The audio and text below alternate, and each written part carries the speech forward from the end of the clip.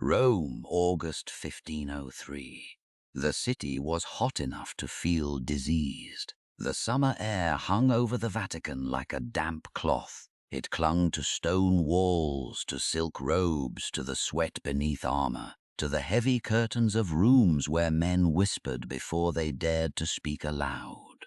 Rome had known heat before. It had known plague, riot, invasion, famine, and the smell of bodies left too long in alleys.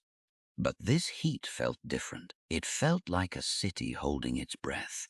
Inside the Vatican, Pope Alexander VI was dying. The man born Rodrigo Borgia, the most feared, hated, envied, and discussed pope in Christendom, lay trapped in the one place his power could not command, his own failing body.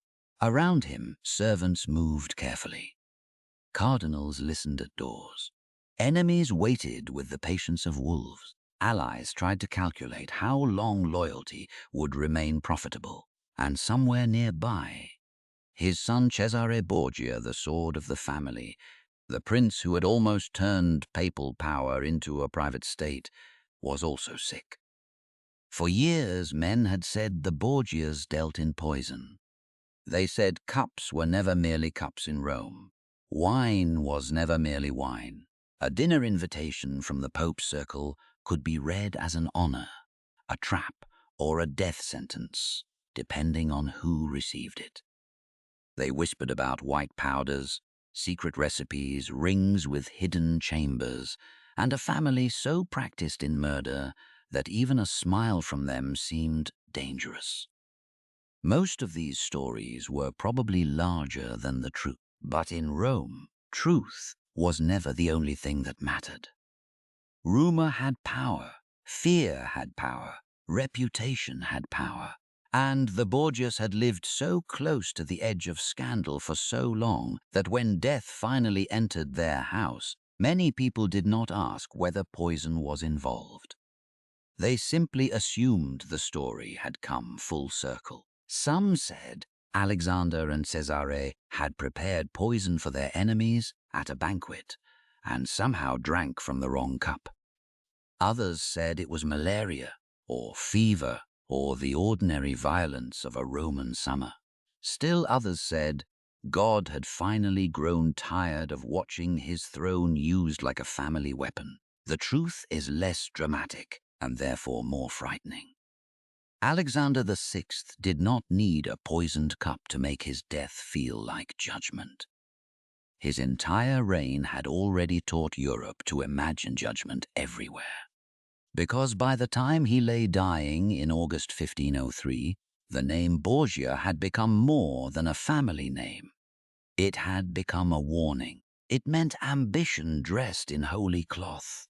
It meant sons made into princes, daughters made into treaties, church offices turned into currency, marriages arranged like military campaigns, enemies disappearing into rivers, and sacred language used to explain decisions that had nothing sacred in them. It meant that the Pope, the man who was supposed to be the spiritual father of Christendom, had become, in the eyes of his enemies, simply a father building a dynasty, a father protecting his blood, a father using the keys of St. Peter not only to open heaven, but to unlock the vaults, armies, cities, and crowns of Italy. That was the real scandal of the Borgias.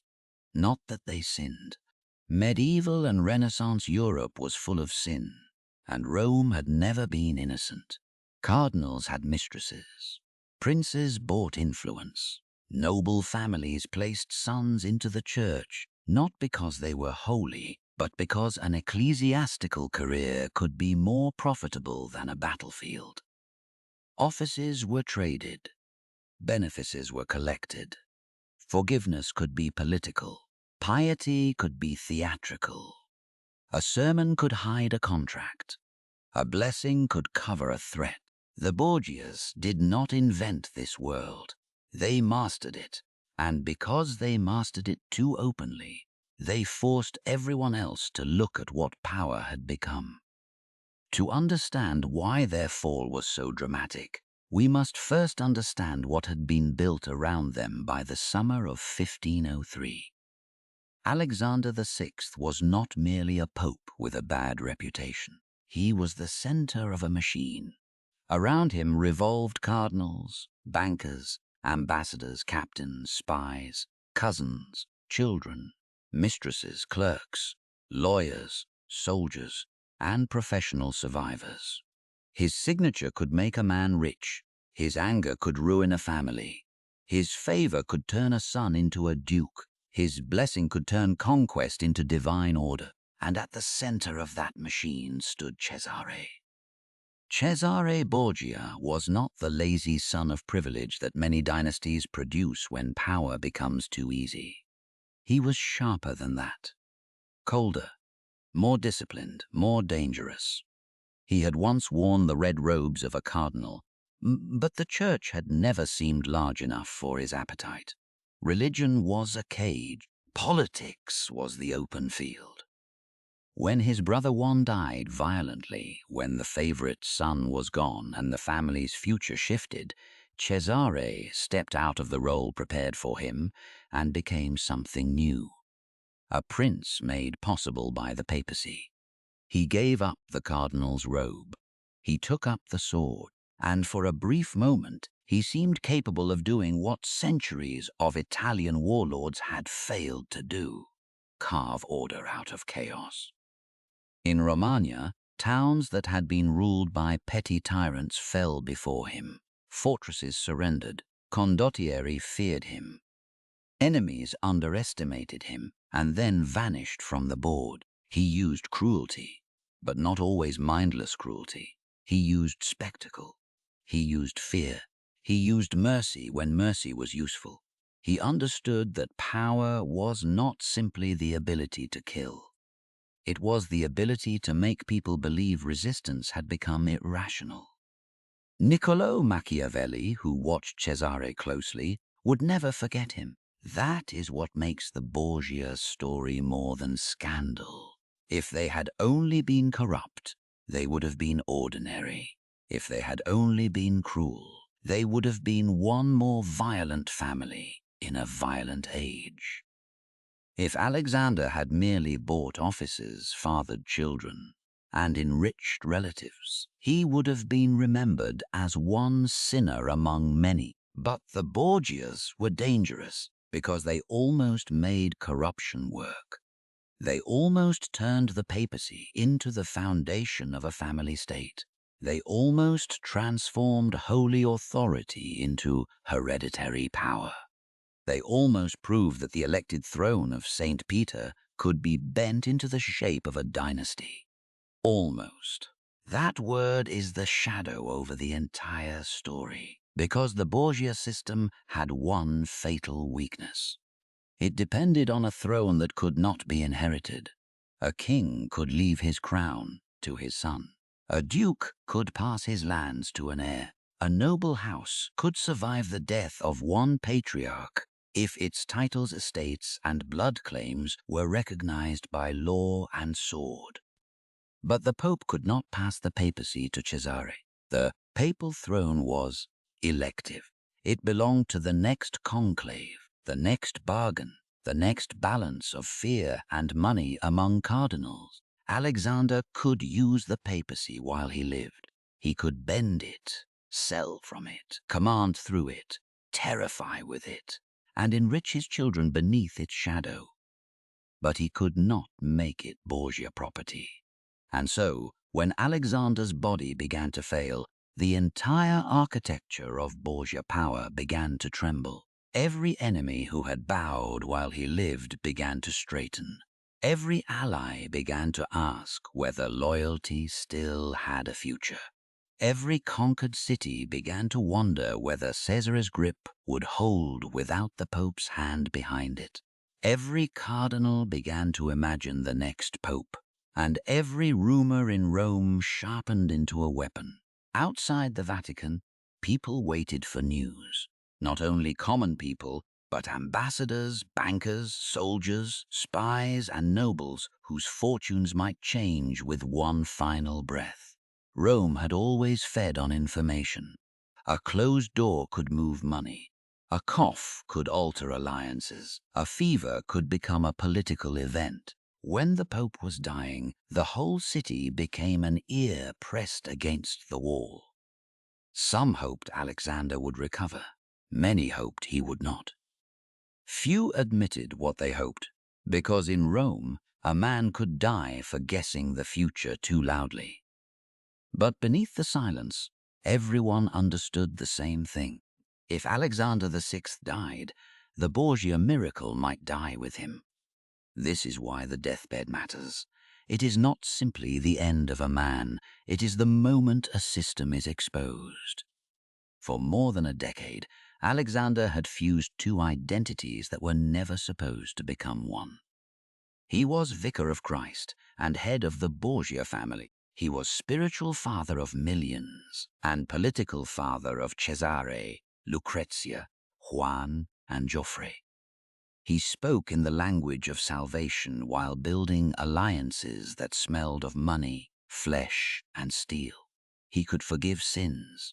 He could also create them. He could bless marriages. He could also break them when a better alliance appeared. He could condemn violence. He could also release Cesare upon central Italy with papal legitimacy behind him. The contradiction was not hidden. That was the problem. Everyone in Europe understood that politics and religion had always touched. But Alexander made the contact too visible, too shameless, too successful, and success is what made him unforgivable. Had the Borgias failed early, they might have been mocked and forgotten. Had Cesare been incompetent, his enemies could have dismissed him as a spoiled papal bastard with armor and arrogance. Had Lucrezia remained only a minor pawn, she might have disappeared into the footnotes of dynastic marriage. But they did not fail early. They rose. They rose high enough to frighten Rome. They rose high enough to force France, Spain, Venice, Naples, Florence, and the great Roman families to calculate around them. They rose high enough for their enemies to need legends, because ordinary accusations no longer seemed large enough. Poison, incest, murder, blasphemy.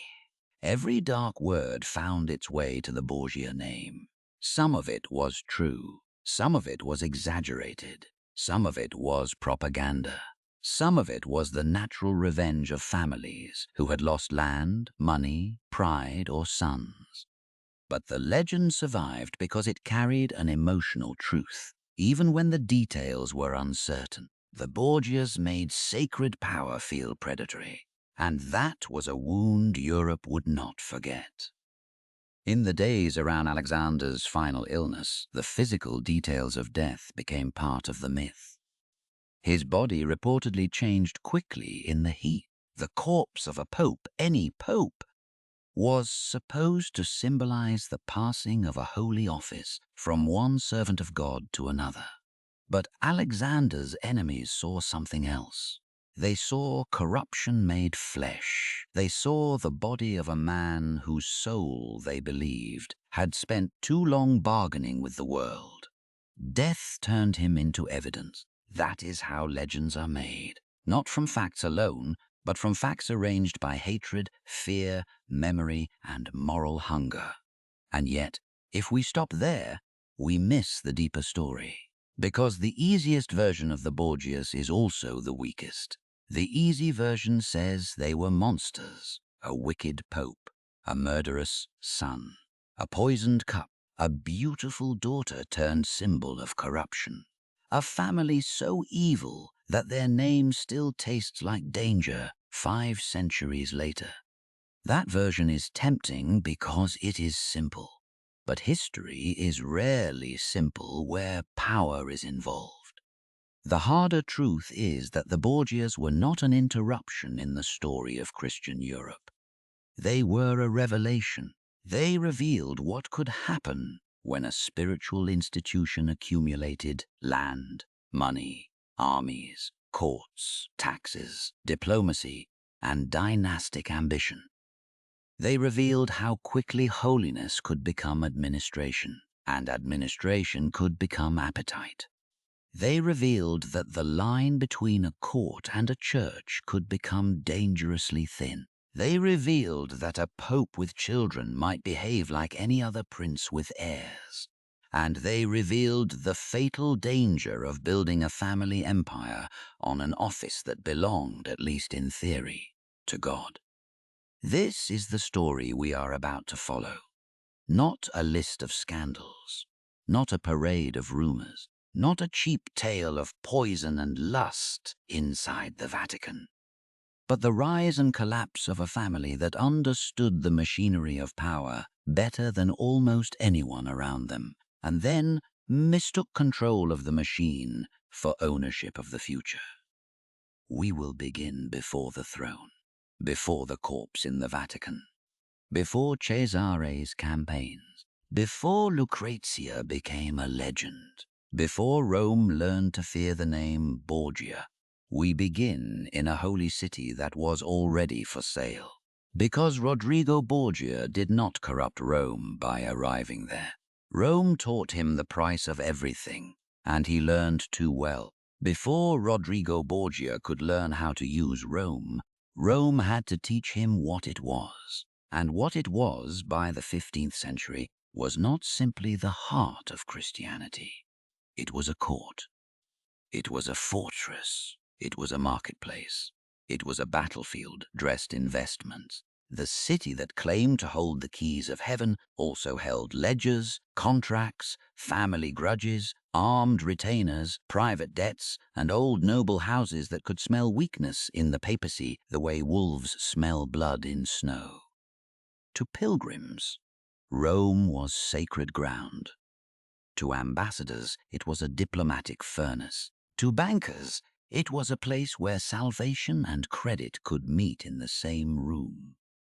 To ambitious families, it was the most valuable prize in Italy, because power in Rome did not merely rule bodies. It ruled consciences. That was what made the papacy different from every other throne in Europe. A king could tax. A duke could command soldiers. An emperor could claim ancient dignity.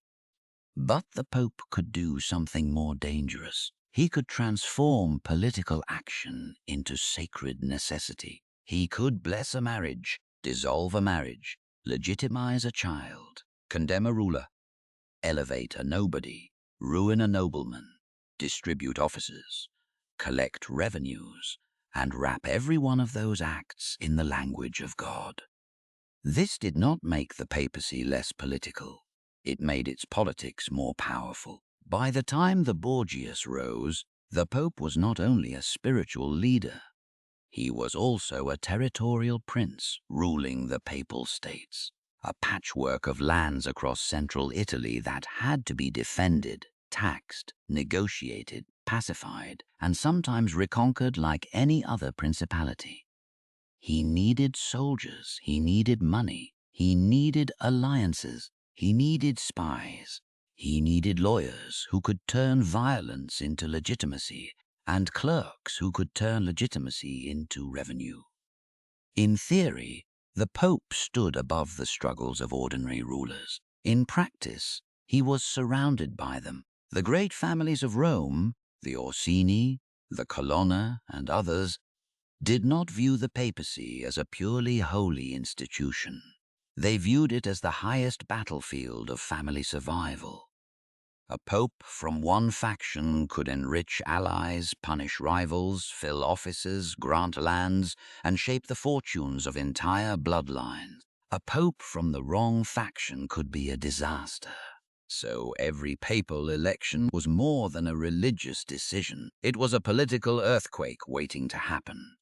Behind the solemn rituals of a conclave lay fear, bargaining, resentment, and calculation. Cardinals prayed, yes, but they also counted votes. They measured debts. They remembered favors. They imagined which candidate would protect them, which would threaten them, which would open the treasury, which would close it, which would favor France, which would favor Naples, which would bend towards Spain, which would empower an enemy family inside Rome itself. The Holy Spirit may have been invoked, but so were gold, promises, pressure, and ambition. This is the Rome that made the Borgias possible. Not an innocent city corrupted by one foreign clan, but a city where sacred authority had been entangled with worldly power for generations. The Borgias would become infamous because they used this system with shocking boldness. But they did not invent the system. They inherited a machine already built, and the machine had many parts. First, there were offices. In the church, an office was not merely a job. It could be a river of income, a bishopric, an abbey, a benefice, a legal position, a curial appointment. Each could produce money, influence, protection, and access. A man could hold titles in places he barely visited. Revenue could flow from distant lands to Rome. Families could place sons into clerical careers, not because those sons burned with spiritual devotion, but because the church offered a ladder no battlefield could match. A sword could win land. A robe could win more. Second, there was patronage. Nothing in Rome moved alone. A favor given today became a debt tomorrow. A cardinal raised by one pope might protect that pope's nephews. A banker who financed one campaign might be rewarded with contracts. A noble house that provided soldiers might receive legal protection. A marriage might secure peace for a season. A promotion might buy silence. A pardon might purchase loyalty. Power in Rome was not a straight line. It was a web, and the men who survived there were the ones who understood that gratitude had a price, fear had a price, loyalty had a price, and even outrage could be negotiated if the reward was large enough. Third, there was the problem of family. The papacy was officially not hereditary. That was one of its defining features. A pope could not simply crown his son and hand him the keys of St. Peter. But this did not mean popes had no families, no nephews, no cousins, no children, no private obligations, and no desire to leave something behind. The temptation was obvious. If a pope could not create a dynasty directly, he could create one indirectly. He could raise relatives into the College of Cardinals. He could grant lands. He could arrange marriages. He could secure titles. He could enrich a nephew, protect a bastard son, settle a daughter, strengthen cousins, and turn the temporary power of his own election into permanent advantages for his blood. This practice was not invented by Alexander VI. The word nepotism itself comes from the world of papal nephews, because nephew was often the polite word used when everyone understood the relationship might be more complicated. Rome had long known how to pretend. It had long known how to rename scandal until it became administration. A son became a nephew. A bribe became a gift. A threat became counsel. A conquest became restoration. A family project became the defense of the church. This talent for holy vocabulary was one of Rome's greatest political tools. Because language mattered. If a secular prince seized a town, it looked like ambition. If the Pope claimed to restore order to rebellious lands, it could look like justice. If a noble family murdered a rival, it looked like vendetta. If papal forces removed a tyrant, it could look like liberation. The difference was not always in the act itself. Sometimes it was in who had the authority to describe it. Rome controlled description. That made it terrifying. And yet, the city itself was often fragile. The Rome of this period was not the marble fantasy imagined by later centuries. It was a place of ruins and palaces, churches and mud, relics and armed men, pilgrims and prostitutes, solemn processions and sudden violence. Ancient columns rose beside decaying streets. Noble towers watched over neighborhoods like private fortresses.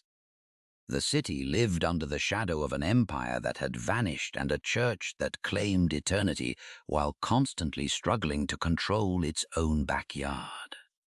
A man could walk from a shrine to a knife fight without leaving the logic of Rome. Holiness and danger were not opposites there. They shared the same streets. This mattered because the papacy's spiritual grandeur often hid its practical weakness. A pope might speak for Christendom, but he still had to manage Roman mobs. He still had to negotiate with barons who controlled castles.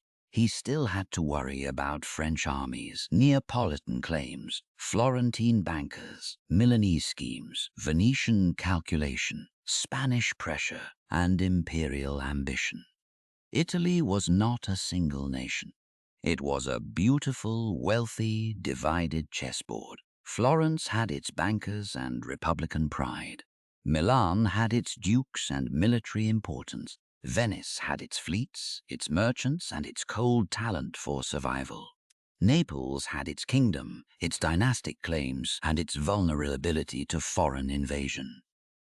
The Papal States sat in the middle, holy in theory, exposed in practice. Every pope had to play this game. Some played cautiously, some played badly, some tried reform and found that reform threatened too many people who profited from corruption. Some tried war and discovered that armies were expensive, unreliable, and often loyal only until the money stopped. Some tried diplomacy and learned that Italian alliances could change faster than ink dried. By the late 15th century, the entire peninsula was balanced on calculation. Everyone needed everyone. Everyone feared everyone. And everyone was ready to betray everyone, provided the betrayal arrived with a convincing explanation. This was the world Rodrigo Borgia entered and mastered. He did not arrive in Rome as a barbarian at the gate. He arrived as a student of the most sophisticated school of power in Europe. A school without classrooms, without formal lessons, without moral illusions. Its teachers were cardinals, bankers, mistresses, ambassadors, legal documents, family vendettas, and the quiet disappearances of men who had misread the room. Rome taught patience. Rome taught memory. Rome taught that a smile could be more useful than a sword if the smile bought time for the sword to arrive. Rome taught that outrage fades but property remains. Rome taught that moral language could survive almost any act, so long as the act succeeded. And above all, Rome taught that power was safest when it looked older than the man using it. This is why the papacy was such a perfect instrument. A pope did not need to look like a usurper. He inherited ceremonies older than kingdoms. He wore symbols that carried the weight of centuries. He spoke from balconies, basilicas, chapel councils that made individual ambition seem small beside divine continuity. He could stand inside the costume of eternity while making decisions designed for tomorrow morning. That contrast, eternity outside, calculation inside, is the key to understanding the Borgias. Their enemies hated them not merely because they were ambitious. Every ruling family in Italy was ambitious.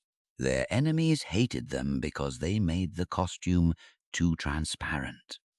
They pulled the machinery too close to the surface. They allowed Europe to see the gears behind the altar. But before Rodrigo became Alexander VI, before Cesare became the sword of the papacy, before Lucretia became the most useful daughter in Italy, Rome had already accepted the bargain that made them possible. The bargain was simple. The church would speak of heaven, but it would survive by managing earth. And managing earth required money, families, armies, marriages, spies, threats, favors, and sometimes blood. The Borgias did not write that bargain. They signed it in darker ink. That is why their story cannot begin with poison. It must begin with the city that made poison believable. A city where every cup could be a symbol. A city where every blessing could conceal a transaction. A city where God's house had become the most valuable address in European politics. And into that city came a young man from Valencia who would learn its rules, remember its prices, and one day use them so boldly that the world would confuse exposure with invention. His name was Rodrigo Borgia. Rome did not know it yet, but it had just begun training its most dangerous pupil. Rodrigo Borgia did not arrive in Rome as a legend. He arrived as an outsider.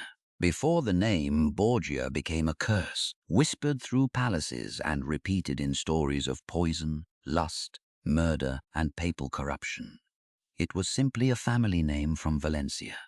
In Spain, it was Borgia. In Rome, it became Borgia. The change of spelling was small, almost elegant, but it marked something larger, a family crossing into the most dangerous city in Christian politics and learning how to survive there.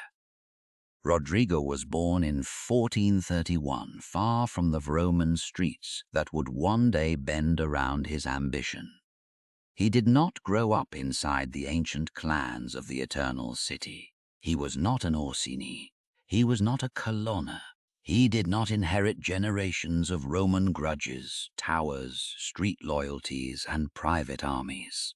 In the eyes of old Italian families, he came from the edge of the map. Useful, perhaps, ambitious, certainly, but not truly one of them. That distance would shape him. An outsider in Rome has two choices. He can resent the city for excluding him, or he can study it until he understands it better than the men born inside it. Rodrigo chose the second path. His first great advantage was blood. Not the blood of kings, but the blood of a rising churchman. His uncle, Alfonso de Borgia, had climbed through the hierarchy of the church, and in 1455 became Pope Calixtus III. For any ambitious young man, this was not merely good fortune. It was a door suddenly opening in a wall that might otherwise have remained sealed for life. Calixtus III did what popes often did. He raised his family. He brought relatives closer to the center of power. He placed trusted men into positions where they could defend his interests and continue his influence. To later critics, this would look like nepotism. To Rome, it was almost normal. A pope without family was vulnerable. A pope with family could create a small fortress around himself, not of stone, but of obligations. Rodrigo benefited from this world. He was made a cardinal while still young. He was given offices, incomes, proximity, education in the living theater of papal government. To men who hated him later, these early promotions would become proof that he rose by favoritism rather than merit. But that is too simple. Favor may open a door.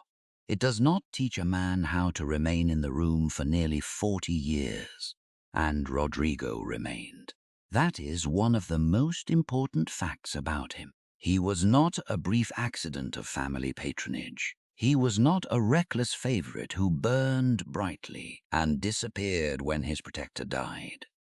After Calixtus III passed from the stage, Rodrigo did not vanish. He adapted. He survived other popes. He served under men who had no reason to love him. He learned the routines of the Curia, the psychology of cardinals, the appetite of noble families, the hunger of princes, the fear of bankers, the vanity of ambassadors, and the strange Roman art of making self-interest appear like principle. This was his real education, not theology alone, not law alone, but power. For decades, Rodrigo held one of the most important administrative positions in the Church, Vice-Chancellor of the Holy Roman Church. It was not a glamorous title in the way a crown is glamorous, but it was immensely useful. The office placed him close to documents, decisions, petitions, privileges, appointments, money, and the paper arteries through which the government of the Church breathed. A battlefield teaches a man how power moves quickly. An archive teaches him how power lasts. Rodrigo understood paperwork as a weapon. He understood that a signature could travel farther than an army. A dispensation could alter a marriage. A benefice could create dependence. A legal formula could turn an ambition into a right. A seal could make a theft look like restoration. This was not the power of drama. It was the power of administration. And Rodrigo became one of its masters. The mistake many enemies made later was to imagine him only as a man of appetite. They saw the mistresses, the children, the luxury, the rumors, the gold, the magnificent clothes, the banquets, the open sensuality of his household, and concluded that he was simply corrupt in the ordinary way powerful men are corrupt. But appetite alone does not make a pope. Desire without discipline destroys itself. Rodrigo's danger was that his appetites were governed by patience. He could wait. He could smile. He could lose a battle and preserve the relationship needed for a later victory. He could offend moralists while reassuring practical men. He could be scandalous and useful at the same time. And in Rome, usefulness often mattered more than virtue. That contradiction made him hard to destroy. People could condemn him. They could mock him. They could whisper about his private life. But they still needed him. And in politics, being needed is often safer than being loved. Rodrigo's reputation grew in two directions at once. On one side, he became known as a brilliant operator of church government, a man with memory, charm, money, and influence. On the other, he became a symbol of everything critics disliked about the high clergy. Wealth without shame, sexuality without concealment, ambition without spiritual disguise. This dual reputation did not weaken him as much as one might expect. In some ways, it clarified him. Men dealing with Rodrigo knew they were not dealing with a saint. That could be frightening, but it could also be convenient. Saints are unpredictable in politics because they may suddenly obey conscience. Rodrigo obeyed interest, family, advantage, and survival. Those were languages Rome understood.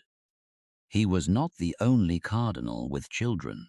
He was not the only churchman with lovers. He was not the only prelate who enjoyed money, comfort, and influence. But Rodrigo had the fatal Borgia talent for making what others hid feel visible. He did not always perform hypocrisy with enough delicacy. He lived too richly, loved too openly, calculated too clearly. In a city built on quiet arrangements, he sometimes made arrangement itself look naked. And yet people came to him. They came because he knew how to get things done. They came because he understood which doors opened with law, which with gold, which with flattery, and which only with pressure. They came because, in a world where every noble family claimed honor while plotting against its rivals, Rodrigo did not waste time pretending politics was clean. This is where the later myth of the Borgias begins to take shape. Not in poison, not in murder, not even in the papal election of 1492. It begins in the long apprenticeship of a man who learned that Rome was less a holy city than a language. To survive, one had to speak it fluently. To rule, One had to speak it better than the natives. Rodrigo learned its grammar. A favor was a noun, a marriage was a verb. A threat was punctuation. Money was emphasis. A title was memory made legal. And silence was often the most valuable sentence of all. For nearly 40 years, he watched popes rise and die. He watched factions form and dissolve. He watched reformers thunder against corruption, then discover how many powerful men depended on corruption remaining profitable. He watched noble houses dress greed as tradition. He watched ambassadors pretend friendship while carrying instructions for betrayal. He watched cardinals speak of the church as mother while treating her offices as inheritances to be divided. Each generation confirmed the lesson. The world did not reward innocence. It rewarded leverage, and Rodrigo accumulated leverage with the patience of a banker and the instincts of a prince. He built wealth. He built contacts. He built obligations. He built a household that was not merely domestic, but political. His children were not accidents outside his public life. They became part of his future strategy. The family was not separate from power. The family was the reason to gather power and the instrument through which power might survive. This is crucial. Rodrigo Borgia was not just an ambitious churchman who happened to have children. He was a father in a system that officially denied him the normal tools of fatherhood. A king could say, "My son will inherit." A duke could say, "My lands will pass to my blood." But a cardinal could not openly say, "The church exists to advance my family." So Rodrigo learned to do indirectly what others did directly. A son could receive a title. A daughter could marry into an alliance. A child could be legitimized. A benefice could provide income.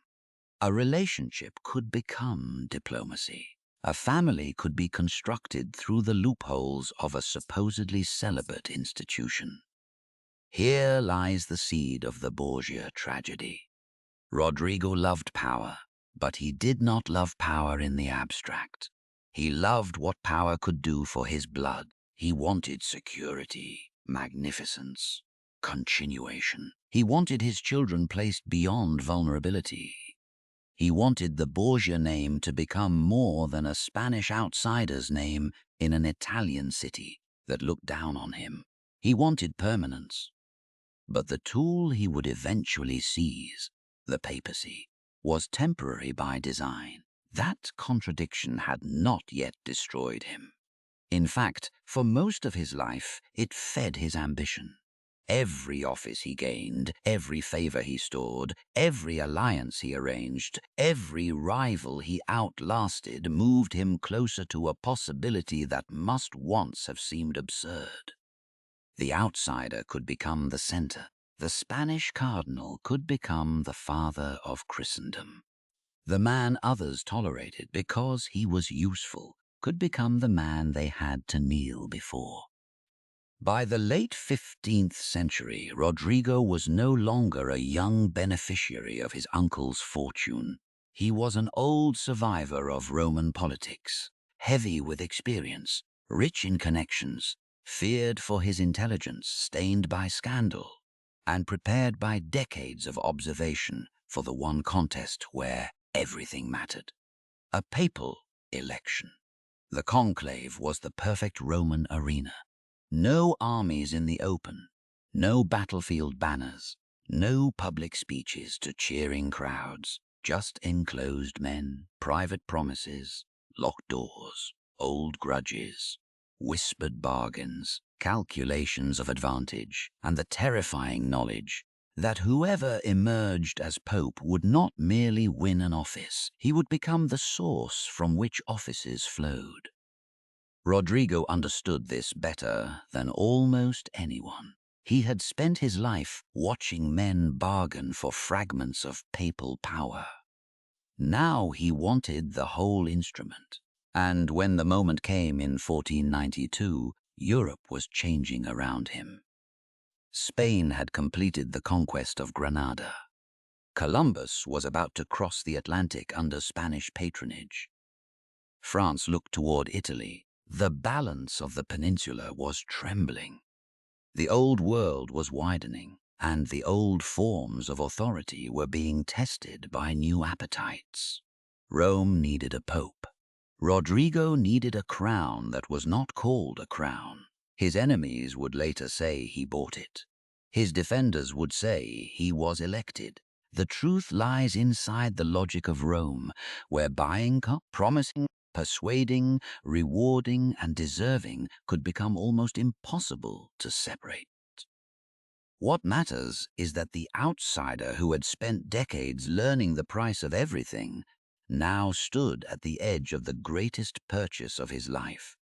Not merely an office, not merely prestige, not merely the title of Pope, but the chance to turn every lesson Rome had taught him into policy, the chance to transform family ambition into sacred authority, the chance to make the Borgia name unavoidable. When Rodrigo entered the conclave of 1492, he was not a young man chasing destiny. He was an old Roman player with a Spanish name, carrying 40 years of debts, favors, scandals, and calculations behind his eyes. And Rome, the city that had trained him, was about to discover what kind of pupil it had produced. In 1492, the world did not change in one place. It changed everywhere at once. In Spain, Granada fell, and the last Muslim kingdom on the Iberian Peninsula came under Christian rule. A centuries-long struggle was declared complete, and the monarchs of Castile and Aragon began to imagine themselves not merely as rulers of kingdoms, but as champions of a new Catholic order.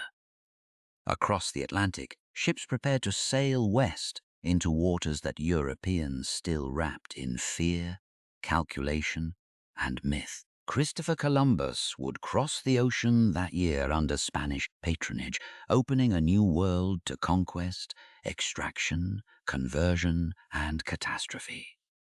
In Italy, the old balance of power looked polished from a distance, but beneath it the ground was beginning to crack. France watched the peninsula. Spain watched Naples. Milan schemed. Venice calculated.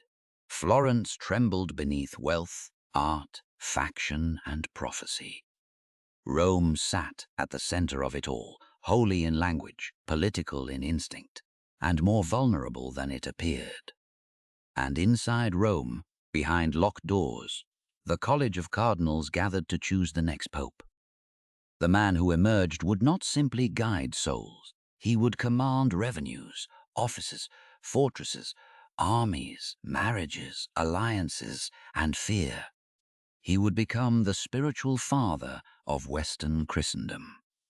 He would also become one of the most powerful political actors in Italy. Rodrigo Borgia understood this perfectly. He had spent nearly 4 decades studying the papacy from within. He had seen weak popes, cunning popes, exhausted popes, holy gestures used for worldly ends, and worldly ambitions dressed in holy gestures. He knew the machinery. He knew the men. He knew what cardinals wanted, what they feared, what they owed, and what they believed they deserved. By 1492, he was no longer an outsider begging to be admitted into Rome's game. He was one of its masters. But mastery was not the same as victory. A conclave was a dangerous kind of battlefield. It had no cavalry charges, no smoke over the field, no banners breaking under arrows. Its violence was quieter. Men entered as cardinals and emerged either elevated, defeated, compromised, or marked for future revenge. Every vote carried memory. Every promise could become a chain. Every hesitation could be read as betrayal. The conclave after the death of Pope Innocent VIII was not simply a spiritual assembly. It was a market of futures. The cardinals were not choosing an abstraction called the next pope. They were choosing who would control access, who would distribute benefices, who would favor which powers, who would protect which families, who would reward which factions, who would settle which debts, who would punish which enemies, who would make Rome safer for some and far more dangerous for others. In the language of faith, they sought the will of God. In the language of politics, they counted. Rodrigo Borgia entered that enclosed world with advantages few men possessed. He was wealthy. He was experienced. He was administratively brilliant. He was widely connected. He had survived too long in Rome to be underestimated. He had enemies, but he also had something more important than affection: usefulness. Men might condemn him in public and negotiate with him in private. They might resent his Spanish origins, whisper about his children, criticize his luxury, laugh at his moral reputation, and still recognize that Rodrigo knew how to govern. He was not a saint, but conclaves do not always reward saints. They reward men who can assemble a majority. And Rodrigo knew how to assemble. Later, his enemies would say he bought the papacy. That accusation would cling to him for centuries. The charge was simony, the purchase of spiritual office. In Christian teaching, it was not merely corruption, it was sacrilege. To buy a holy office was to treat divine authority as merchandise. It meant that the chair of St. Peter, the symbolic throne of the apostle, could be reached not by grace, virtue, or spiritual calling, but by gold, promises, and bargains. For Alexander's enemies, this was the perfect beginning to the Borgia legend. A corrupt pope born from a corrupt election. A sinful reign conceived in the womb of money. A family empire built on the sale of holiness. But the truth, as always in Rome, was more tangled than the accusation. Was money involved? Almost certainly influence was. Were promises made? In a conclave, promises were the air men breathed. Were offices, rewards, protections, and future advantages discussed? It would be naive to imagine otherwise. But Rome's politics rarely divided cleanly between pure election and crude purchase. A candidate did not simply walk into a room, drop bags of coins before the cardinals, and leave as pope. Power moved through debts, expectations, diplomatic pressures, private understandings, old favors, future benefits, and the subtle knowledge that a man who helped create a pope might one day be richly remembered by him. That was what made the accusation both powerful and difficult. If Rodrigo bought the papacy, then many men were sellers, and sellers rarely make good witnesses against the market that enriches them. This is one reason the Borgia story became so poisonous. It did not only accuse one man, it implicated the room around him. It suggested that the highest spiritual office in Latin Christendom could be treated like the final prize in a negotiation among ambitious men. When Rodrigo became Pope Alexander VI, the scandal was not only that he had won. It was that too many people understood how winning worked. The name he chose, Alexander, carried conquest inside it. Whether he intended the echo or not, it suited him. Alexander was not a name of retreat. It did not sound like reform, humility, or withdrawal from the world. It sounded like motion, expansion, command. And from the beginning, Alexander VI did not behave like a man embarrassed by power. He stepped into the papacy as someone who had waited for it. There are men who gain office and shrink beneath the weight of it. Alexander expanded. The papal robe did not erase Rodrigo Borgia. It magnified him. The habits he had developed as cardinal, calculation, patronage, family strategy, appetite for influence, did not disappear when he became pope. They acquired a larger stage. Now his signature carried the authority of the church. Now his family's future could be tied directly to papal policy. Now every private ambition could be lifted into public consequence. The transformation was immediate in meaning, even if gradual in action.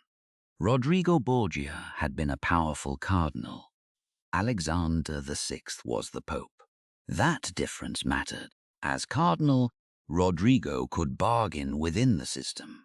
As pope, he could define the system for others. He could raise men to office. He could grant titles. He could legitimize claims. He could direct revenue. He could negotiate with kings. He could bless or block marriages. He could decide which families were useful, which were dangerous, and which needed to be broken. And above all, he could make the Borgia family unavoidable. This was where the fear began. Every pope had relatives. Every pope had favorites. Every pope was surrounded by men who wanted to profit from proximity. But Alexander's enemies sensed something more aggressive in him. They feared that he did not merely intend to enrich his family while he held office. They feared that he intended to use the office to build something lasting.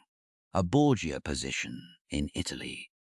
A Borgia future. A Borgia state, perhaps, though the shape of that ambition was not yet fully visible. At first, the instruments seemed familiar. A marriage here, a title there, a cardinal's hat. A diplomatic bargain, a son advanced, a daughter placed, a rival appeased, isolated, or watched. Nothing was entirely new. That was precisely why it worked. Alexander did not need to invent a new system. He only had to use the old one with fewer inhibitions. The problem was not that Rome had never seen family ambition before. The problem was that Alexander VI seemed prepared to make family ambition the central policy of the Holy See. In the palaces of Italy, men began to study the new pope with unease. The Orsini and Colonna watched from within Rome's factional landscape. The Sforza watched from Milan and through their influence in Italian politics. Naples watched because every shift in Rome might affect southern Italy. Florence watched because prophecy, reform, money, and faction were already making the city unstable. France watched because Italy was becoming a temptation too rich to ignore. Spain watched because the Spanish-born pope might be useful, dangerous, or both. Alexander stood at the crossing point of all these interests, and he intended to survive them. To survive, he would have to be priest and prince, father and judge, negotiator and threat. He would have to speak the language of salvation while practicing the grammar of Italian politics. He would have to convince kings that he mattered, cardinals that they needed him, Roman nobles that they could not easily move against him, and his own children that their futures depended on his will.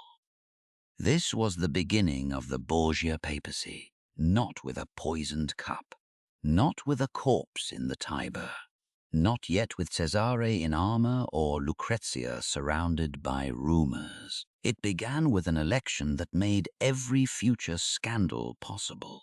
The papacy gave Alexander something no ordinary family patriarch possessed: sacred reach. A father could arrange a daughter's marriage. The Pope could make that marriage a matter of international strategy. A father could support a son. The Pope could give that son titles, armies, legitimacy, and fear. A father could hate an enemy. The Pope could make that enemy an obstacle to the Church. This was the alchemy of Alexander VI. Private interest transmuted into public authority. And because he was not ashamed of the transformation, he became terrifying. The year 1492 therefore stands like a doorway. On one side is Rodrigo Borgia, the outsider from Valencia who learned Rome too well. On the other side is Alexander VI, the Pope who would make the Borgia name a European obsession. The world outside was opening, across oceans, across borders, across old religious frontiers. Spain had completed one conquest and was beginning another. Italy's fragile peace was nearing its breaking point. Monarchs were becoming more ambitious. Armies were becoming more mobile. Money was moving through banks, courts, ports, and churches with increasing force. And in the middle of this changing world, the Vatican had placed its keys in the hands of a man who believed power existed to be used. For his enemies, it was a disaster. For his family, it was a miracle. For Rome, it was the beginning of an age in which every rumor would seem possible. Because from the moment Rodrigo Borgia became Alexander VI, the question was no longer whether a corrupt man had reached the papacy. The deeper question was what a brilliant, patient, shameless father would do now that he possessed the most sacred office in Europe. The answer would come through his children. A son in red robes who did not belong in the church, a favored son meant for worldly command. A daughter whose marriages would become diplomacy. A younger child placed where alliance required him. Alexander VI had won the papacy. Now he would begin the more dangerous work. He would turn blood into policy. Alexander VI had won the papacy. Now came the question that would define his reign. What was the Holy See for? A reformer might have answered the salvation of souls. A theologian might have answered the defense of doctrine. A cautious pope might have answered the preservation of the church in a dangerous age. Alexander would never have denied any of these things. He knew the language. He knew the ceremonies. He knew how to stand beneath sacred images and speak as if eternity itself had authorized his words. But beneath the robe, beneath the ring, beneath the solemn face of the Vicar of Christ, there was Rodrigo Borgia, father, patriarch, survivor, and architect of a family future. For him, the papacy was not only an office, it was an instrument, and the first people to be shaped by that instrument were his children. This is where the Borgia story becomes truly dangerous. Because Alexander did not simply enrich relatives at the edges of power. He began to turn his own blood into a political system. Each child became a piece on the board. Each marriage, each title, each clerical appointment, each alliance, each public honor carried the same message. The Borgia family was no longer a Spanish outsider clan living inside Rome's machinery. The Borgias were becoming the machinery. At the center of this family project stood 4 names: Cesare, Juan, Lucrezia, and Joffre. They were not equal in age, temperament, importance, or destiny. But to Alexander, each offered a different path through which papal power could become family power. Cesare was the mind and the blade waiting to be unsheathed. Juan was the favored son of worldly command. Lucrezia was the daughter whose body would be turned into diplomacy. Joffre was the younger child, useful where alliance required a softer instrument. Together, they reveal the true scandal of Alexander VI. Not merely that a pope had children, but that he governed as if fatherhood were a branch of statecraft. Cesare was the first great contradiction. He had been pushed toward the church, but nothing about him seems naturally clerical. He was intelligent, ambitious, intense, and restless. The red robes of a cardinal could give him status, income, and influence, but they could not satisfy the appetite beneath them. A man like Cesare did not want merely to advise power. He wanted to exercise it. Yet Alexander had a problem. The church could absorb one son. The world could use another. A family strategy needed different tools. Not every child could be placed in the same role. So Cesare was dressed for holiness, while his brother Juan was prepared for the world. This was not unusual in noble families. One son might go to war, another might enter the church. A daughter might marry for alliance. A younger child might be placed wherever diplomacy required. But in the Borgia case, the scale was different, because the father arranging these futures was not a duke or count. He was the pope. That meant every family decision sent a shock through Europe. When Alexander elevated Cesare, it was not simply a father advancing a son. It was the papacy producing a prince of the church from its own blood. Cesare's red hat was not only a religious honor, it was a sign that the Borgia family could occupy the most sacred ranks of Christian government and turn them toward dynastic ambition. But Cesare's future would not remain inside the church. For now, however, he waited, and waiting can be poison for an ambitious son. Juan Borgia, by contrast, was given the shape of a secular future. He was the son who could wear armor without embarrassment, the son who could receive lands, titles, and command, the son who could represent the Borgia name in the language Italian nobles understood best: territory, military rank, visible honor. Alexander's affection for Juan appears to have been deep, perhaps too deep for the balance of the family. Favor is never private inside a dynasty. When a father loves one son publicly, every other son is forced to live in the shadow of that preference. Juan became the worldly hope.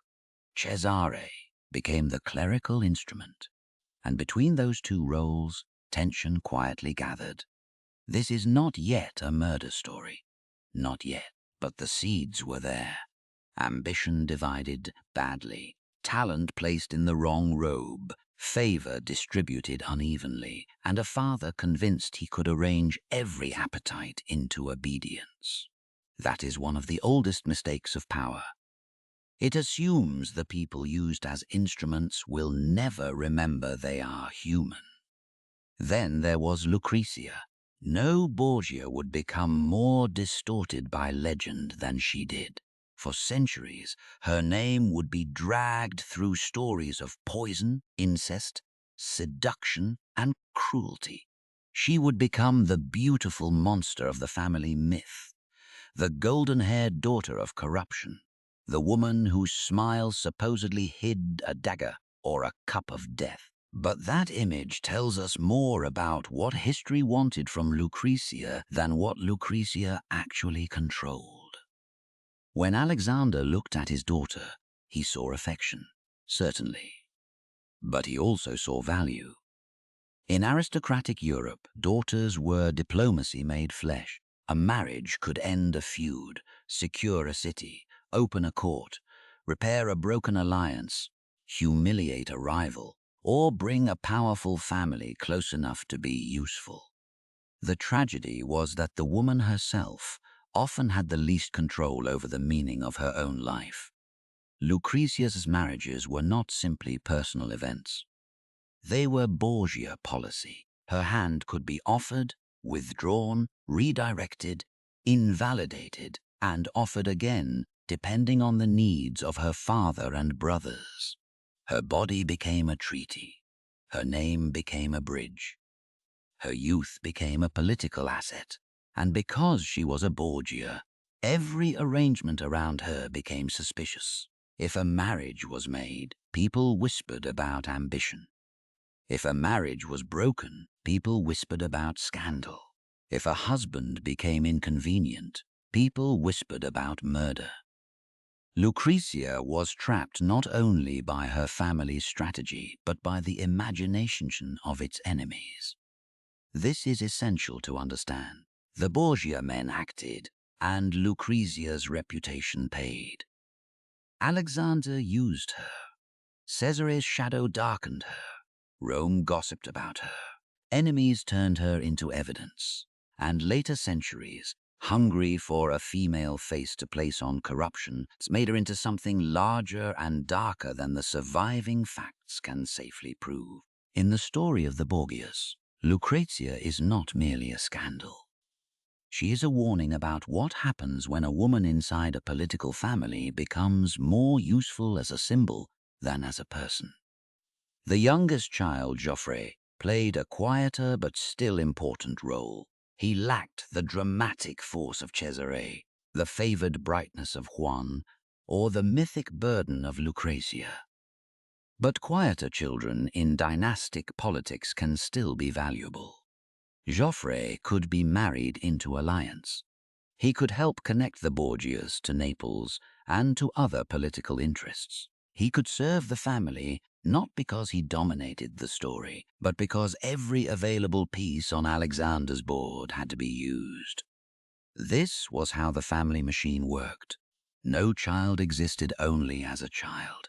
Each one was a route to land, a route to legitimacy, a route to alliance, a route to money, a route to survival. Alexander's genius was that he saw these routes clearly. His sin was that he saw them too clearly. He understood that blood could do what doctrine could not. A theological decree might impress scholars. A marriage could move armies. A sermon might condemn a rival. A title could make that rival kneel. A prayer could comfort the faithful. A family alliance could secure a province. So he built outward from the family. This was not the accidental corruption of a weak man unable to control his household. It was the deliberate policy of a strong man determined to make his household into an extension of the papacy. The distinction matters. Alexander was not merely indulgent, he was strategic. He did not simply allow his children to benefit from his power.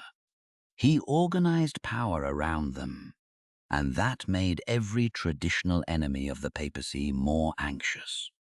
Roman families had seen nepotism before, but Alexander's project seemed more aggressive, more foreign, more hungry, and more shameless. The Orsini and Colonna could tolerate papal relatives, so long as they remained within familiar patterns of reward. But the Borgias looked like something sharper.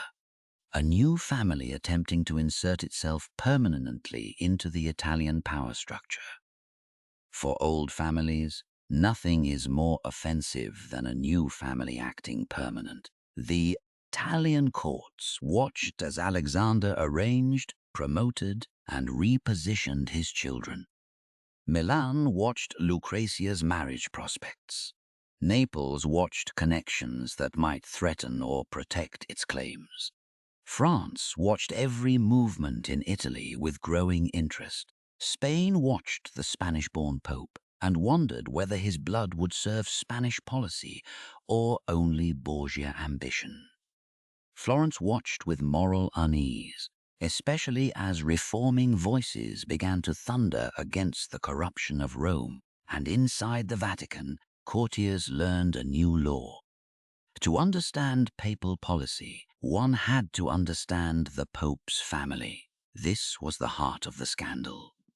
Alexander VI blurred categories that were supposed to remain separate. Church and household, office and inheritance, grace and advantage, blessing and transaction, fatherhood and monarchy. He did not always erase those boundaries completely, but he pressed against them so hard that people could see their shape bending. And once those boundaries bent, the imagination of Europe rushed into the space. If Alexander gave his son a title, it was tyranny. If Lucrezia married, it was conspiracy. If Cesare was promoted, it was corruption. If Juan rose, it was favoritism. If an enemy died, it was Borgia poison.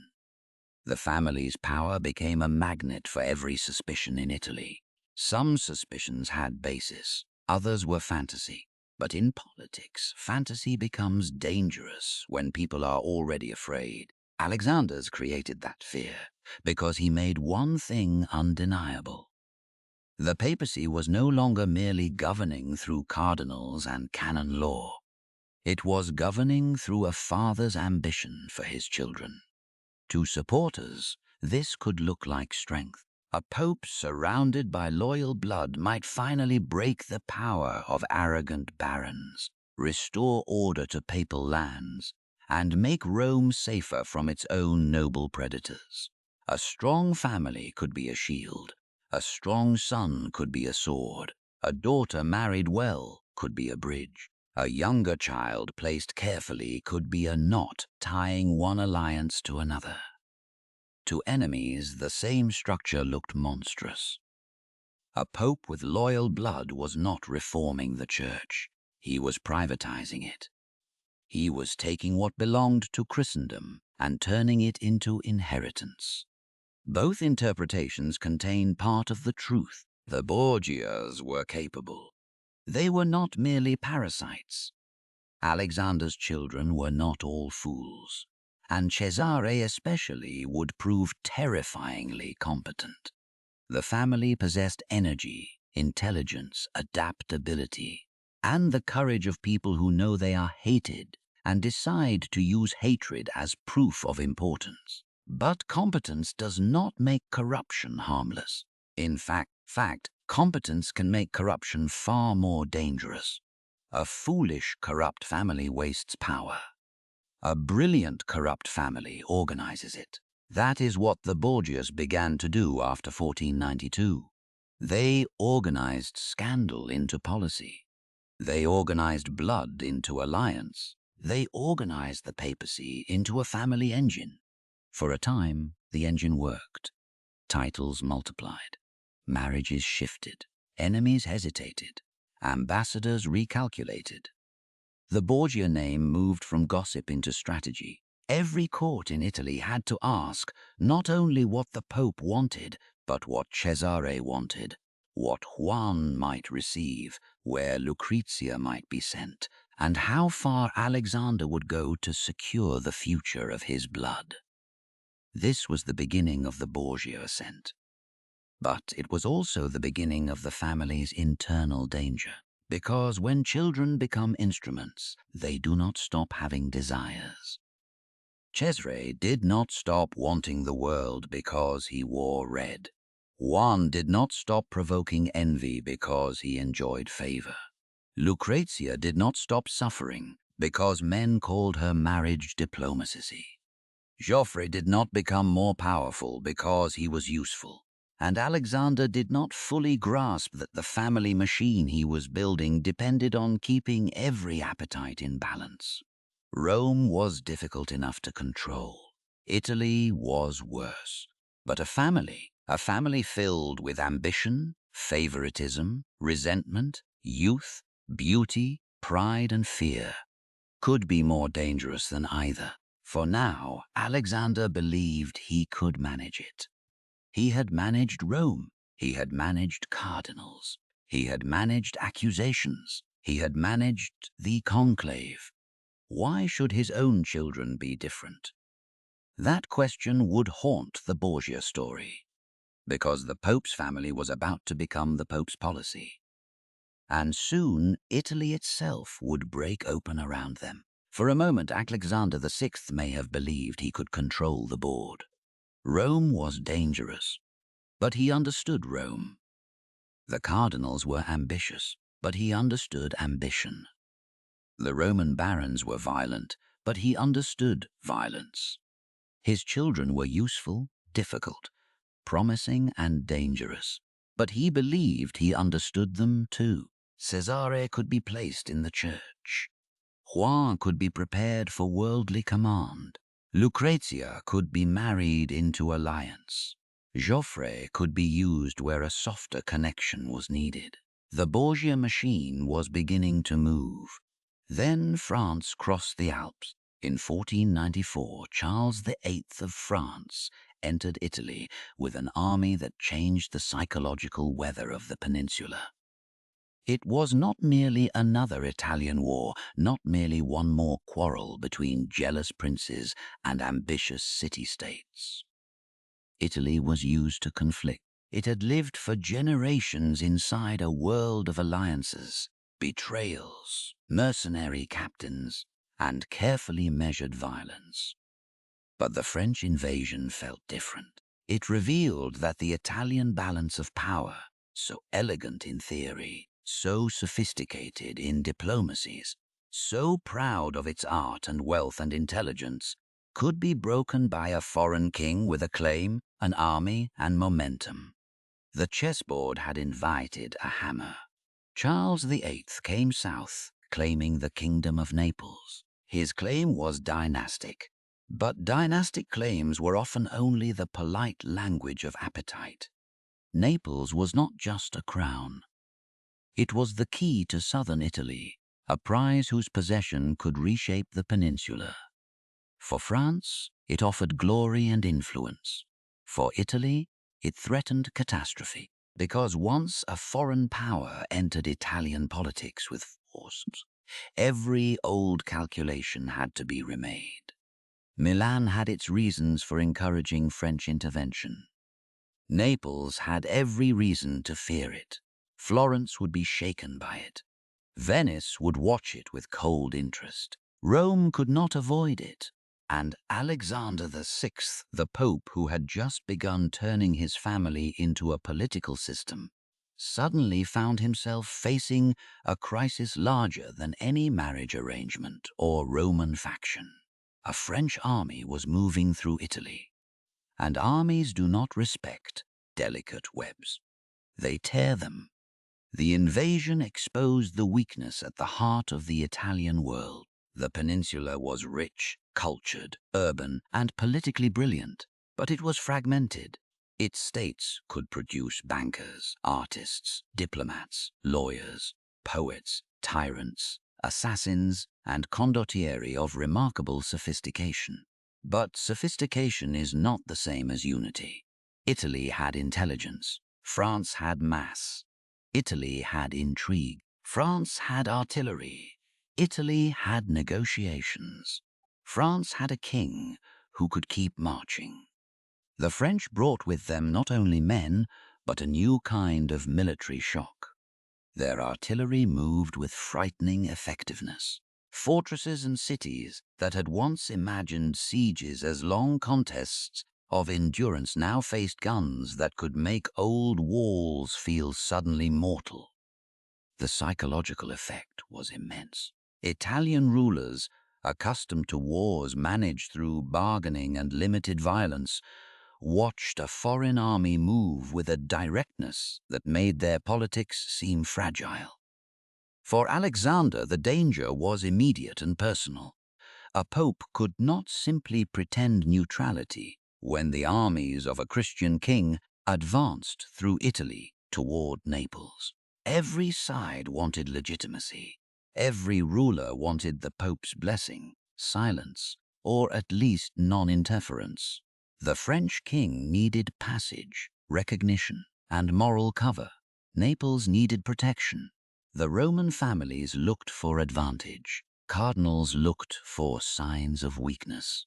Alexander's enemies saw opportunity. The papacy, which Alexander wanted to use as the engine of Borgia power, now became a hostage to geopolitics. This was the first great test of his reign. Could he survive a crisis he had not created? Could he bargain with a king at the head of an army? Could he protect Rome without surrendering the papacy's dignity? Could he keep his family project alive while Italy itself began to fracture? Charles VIII's march forced Alexander into the role he understood best, the survivor between stronger forces. But this time the game was more dangerous than a conclave. In a conclave, men bargain because no one can leave until a decision is made. In an invasion, men bargain because cities may burn if they do not. Alexander's enemies, especially Giuliano della Rovere, saw in the French advance a chance to weaken or even depose him. Della Rovere, a fierce opponent of Alexander, had long hated the Borgia Pope and would become one of the most important anti-Borgia figures of the age. To him, the French king was not only a foreign monarch, he was a possible instrument. This was one of the most dangerous aspects of Italian politics. Foreign invasion often entered through domestic hatred. A ruler did not need to conquer Italy alone. Italy would help him, because Italian states were willing to invite outside power if that power could be used against a rival. This was the disease of the peninsula. Every faction believed it could use the foreigner temporarily. Every faction believed it could control the consequences. Every faction was wrong. Alexander had to face Charles without allowing himself to be crushed by him. Rome was vulnerable. The French king could threaten the city. He could pressure the Pope. He could exploit the widespread accusations against Alexander's election and morals. He could become the champion of reform if it suited him, or the enemy of Rome if resistance required it. But Alexander was not easily cornered. His genius had always been adaptation. He did not need to defeat every enemy directly. He needed to remain necessary long enough for the situation to change. Against the French, this meant negotiation, delay, ceremonial submission where useful, firmness where possible, and constant calculation. He could not stop Charles from moving through Italy by moral authority alone, but he could make the Pope difficult to discard. That was one of Alexander's deepest instincts. Men might despise him. They might call him corrupt, shameless, foreign, worldly, and unworthy. But if he could make himself useful, if he could make his office necessary to the settlement that followed violence, then hatred would have to wait. And in politics, forcing hatred to wait is often a form of victory. The French entered Rome. The image itself was humiliating. A foreign king with armed force inside the city of the Pope. Rome, the capital of Christian memory, the city of martyrs and apostles, had to watch as military necessity walked through its streets. For Alexander, it was a moment of severe danger. A wrong move could cost him authority, perhaps even the papacy itself. But the crisis did not destroy him. He bent. He yielded enough to survive. And then, as the French continued south toward Naples, the political weather began to change again. This is where the Italian system revealed both its weakness and its cunning. The same rulers who had feared Charles, used Charles, or welcomed Charles began to fear the consequences of his success. If France could take Naples so quickly, what else might it take? If a northern king could march through Italy once, why not again? If old balances could be broken this easily, then every Italian state was exposed. The invasion produced resistance almost as quickly as it produced submission. A league formed against France. Venice, Milan, the Papacy, Spain, and others began to see that the French presence had to be contained. Alexander, who had been forced to maneuver under pressure, now maneuvered in the opposite direction. The same Pope who had had to negotiate with Charles could participate in the coalition against him. This was not hypocrisy in the ordinary sense. It was Italian politics. Today's necessity became tomorrow's betrayal. Yesterday's invader became today's common threat. A ruler who survived by principle alone would not survive long. Alexander understood this better than most. His moral flexibility, which scandalized critics, was also what allowed him to remain standing while more rigid men broke. But survival came at a cost. The French invasion changed the world in which the Borgias operated. Before 1494, Alexander's family strategy could still be imagined largely within the old Italian framework.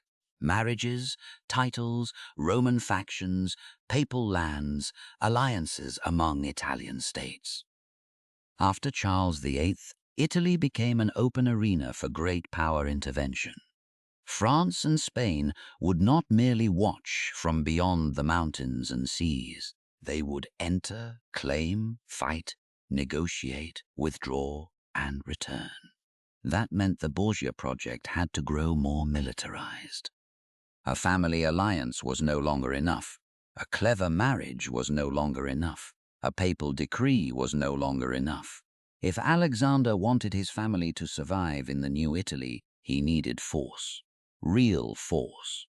Not just ceremonial authority. Not just cardinalatial influence. Not just Roman patronage. But troops, commanders, fortresses, money, and someone ruthless enough to use them. Juan had been prepared for worldly command. Cesare was still in red. But the invasion revealed that the future would belong not to the best-connected family, but to the family that could combine legitimacy with violence. This lesson would shape everything that followed. The Borgias had entered the papacy through politics. Now they would be pushed toward war. For Lucrezia, the invasion and its aftermath meant that her marriages became even more valuable and even more dangerous. In a peaceful Italy, a daughter could secure alliance.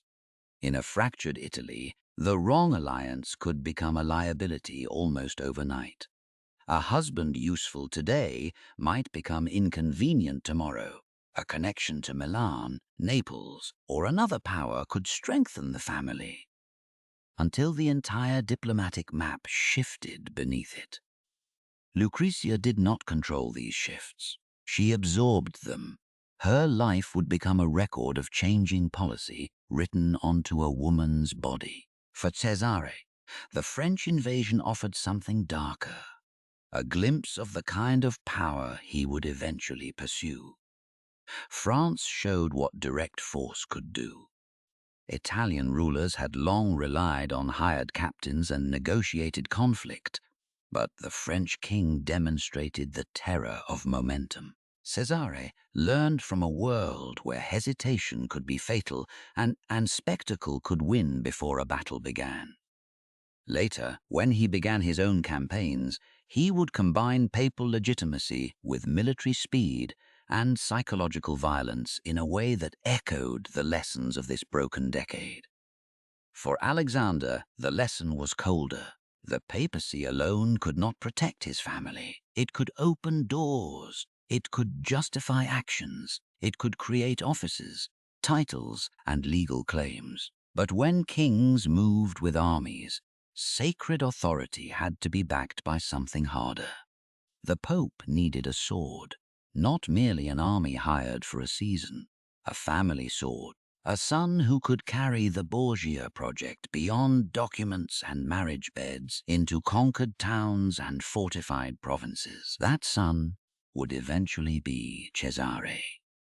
But before Cesare could become the blade, the family would pass through blood. Because the French invasion did more than destabilize Italy. It intensified every rivalry, every suspicion, every hidden resentment inside the world Alexander had built. The pressure outside the family made the tensions inside it more dangerous. Juan's position mattered more. Cesare's frustration deepened. Lucrezia's marriages became more strategic. Alexander's need for control became more urgent. And Rome, always hungry for rumor, began watching the Pope's children as if their private tensions might become public catastrophe. It would not have to wait long. The French invasion had shown that Italy could break open. Soon the Borgia family itself would do the same. A body would be pulled from the Tiber. A father would grieve. A son would be suspected. And the future of the family would tilt toward the one child who had never truly belonged in the church. Cesare was still wearing red, but the age of robes was ending. The age of the sword was about to begin. The river carried many things through Rome: refuse, secrets, bodies, the waste of palaces and the evidence of crimes. The Tiber had seen emperors fall, mobs gather, soldiers cross, pilgrims arrive, and corpses disappear into its dark current. Rome liked to imagine itself eternal, but the river remembered what the city tried to forget. In June 1497, the Tiber gave Rome a story it would never release. Juan Borgia was dead. The favored son of Pope Alexander VI, the young man who had been prepared for worldly command, the son meant to carry the Borgia name into secular power, had vanished after a night in Rome. He had been seen alive. Then he was gone. For a time, there was confusion, denial, searching, fear. Then the truth surfaced in the most Roman way imaginable. A body was found in the river. The Pope's son. Juan's corpse was reportedly marked by wounds. This was not a peaceful death, not fever, not accident, not a quiet passing behind curtains. Someone had attacked him. Someone had ended the life of the son Alexander had elevated, loved, favored, and imagined as part of the Borgia future. The shock moved through Rome like a bell struck in the dark. Enemies whispered. Allies froze. Servants lowered their voices. Cardinals calculated what grief might do to the Pope, and Alexander VI, the man so often described as shameless, worldly, cold, and corrupt, broke. For a moment, the father was stronger than the politician. The death of Juan tore through the image of Borgia control. The family that had seemed so aggressive, so calculating, so eager to turn every relationship into policy, suddenly looked exposed. No office could protect Juan now. No papal decree could reverse the river. No title could command the dead to rise. Alexander grieved with a force that startled Rome. He spoke of reform. He seemed shaken by the moral horror of the moment. It was as if the murder of his son briefly revealed to him the abyss beneath the world he had been managing. Violence, which had so often been useful when directed outward, had entered the family's own circle. The city that Alexander had tried to bend around Borgia ambition had answered with blood. For a brief moment, it seemed possible that Juan's death might change everything. The Pope might turn inward. The papacy might reform. The family machine might slow.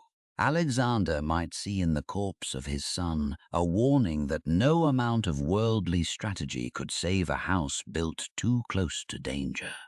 But grief does not always purify power. Sometimes it hardens it.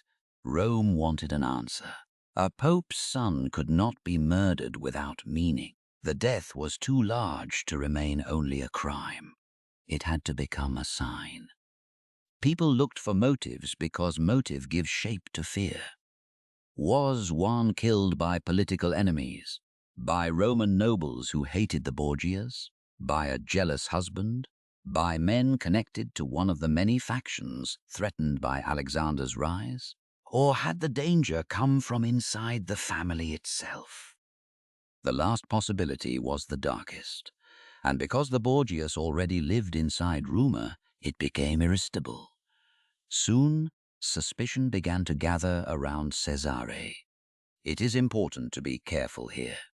History cannot prove that Cesare murdered Juan. The accusation has survived because it fits too perfectly into the dramatic shape of the Borgia legend. The ambitious son trapped in church robes, jealous of the favored brother who enjoyed the worldly future he desired, removing that brother and stepping into the space left behind. As storytelling, it is almost too powerful. As evidence, it remains uncertain. But uncertainty did not weaken the rumor, it strengthened it. Because in Rome, what could not be proven could still be useful. The suspicion made sense emotionally, even if the facts refused to settle. Cesare had ambition. Juan had favor. Cesare wore red. Juan wore the promise of command. Cesare was brilliant, restless, and unsuited to the clerical path prepared for him. Juan's death opened a door Cesare had every reason to want opened. That does not make him guilty. But it made Rome willing to imagine him guilty. And sometimes reputation begins not with what a man has done, but with what others believe he is capable of doing. Cesare's reputation would never fully escape that shadow. Before Juan's death, he was dangerous in potential. After Juan's death, he became dangerous in imagination. The difference mattered. A man suspected of ambition can be watched. A man suspected of fratricide becomes mythic. Alexander was caught inside an impossible grief. If the killer was outside the family, then Rome had struck at his blood and exposed the limits of papal power. If the killer was inside the family, then the machine he had built around his children had begun consuming itself. Neither possibility was bearable. So Rome did what Rome always did. It whispered every version at once. The corpse in the Tiber became more than one Borgia. It became a mirror in which every faction saw what it already feared. To enemies, it proved that the Borgias had attracted divine punishment or internal rot. To moralists, it proved that a house built on corruption must end in blood. To political rivals, it created opportunity. To the family itself, it forced a rearrangement of destiny. Because Juan's death did not simply remove a son. It changed the structure of the Borgia future. Before the murder, Alexander's plan seemed divided. Cesare for the church, Juan for the sword, Lucrezia for marriage, Joffre for alliance. The roles were imperfect, but they formed a system. Juan's death shattered that balance. The worldly place was empty. The sword had no hand. And Cesare, still wearing the robes of a cardinal, stood closer than anyone to the opening. This is the turning point. Not because we can prove what Cesare did that night, but because we can see what happened after it. The death of Juan began the transformation of Cesare from ecclesiastical son to secular predator. The man who had been placed in the church would soon move toward the battlefield. The red robe would become a costume he no longer intended to wear. The family would need a new worldly champion, and Cesare had been waiting, whether patiently or violently, for the role history now placed before him. The Borgia story darkens here because the line between tragedy and opportunity becomes almost impossible to see. A brother dies. A father mourns. A family trembles. And yet, from the wound, a new ambition grows. This is often how power behaves at its most frightening. It does not pause long before converting death into strategy. Even sincere grief can become a political resource. Even horror can clear a path. Even a corpse can rearrange a dynasty. Juan's murder should have been a warning. Instead, it became a doorway. Alexander may have spoken of reform, but the gravity of politics pulled him back. The same city that had shocked him with his son's death still had to be governed. The same enemies still waited. The same Italian crisis still unfolded. The same family still needed protection. The same ambitions still demanded form. And grief, once it passed through the machinery of power, became part of that machinery. This is not to say Alexander did not love Juan. He almost certainly did. That is what makes the moment more tragic, not less. He was not a machine pretending to be a father. He was a father who had made himself into a machine, and when one of its central pieces was broken, He felt the pain as a man and responded as a ruler. That duality defined him. He could weep for his son, then continue arranging the future of the family. He could speak of moral renewal, then return to the calculations that had made moral renewal necessary. He could see blood in the river, then decide the answer was not retreat, but greater control. Rome understood this contradiction and fed on it.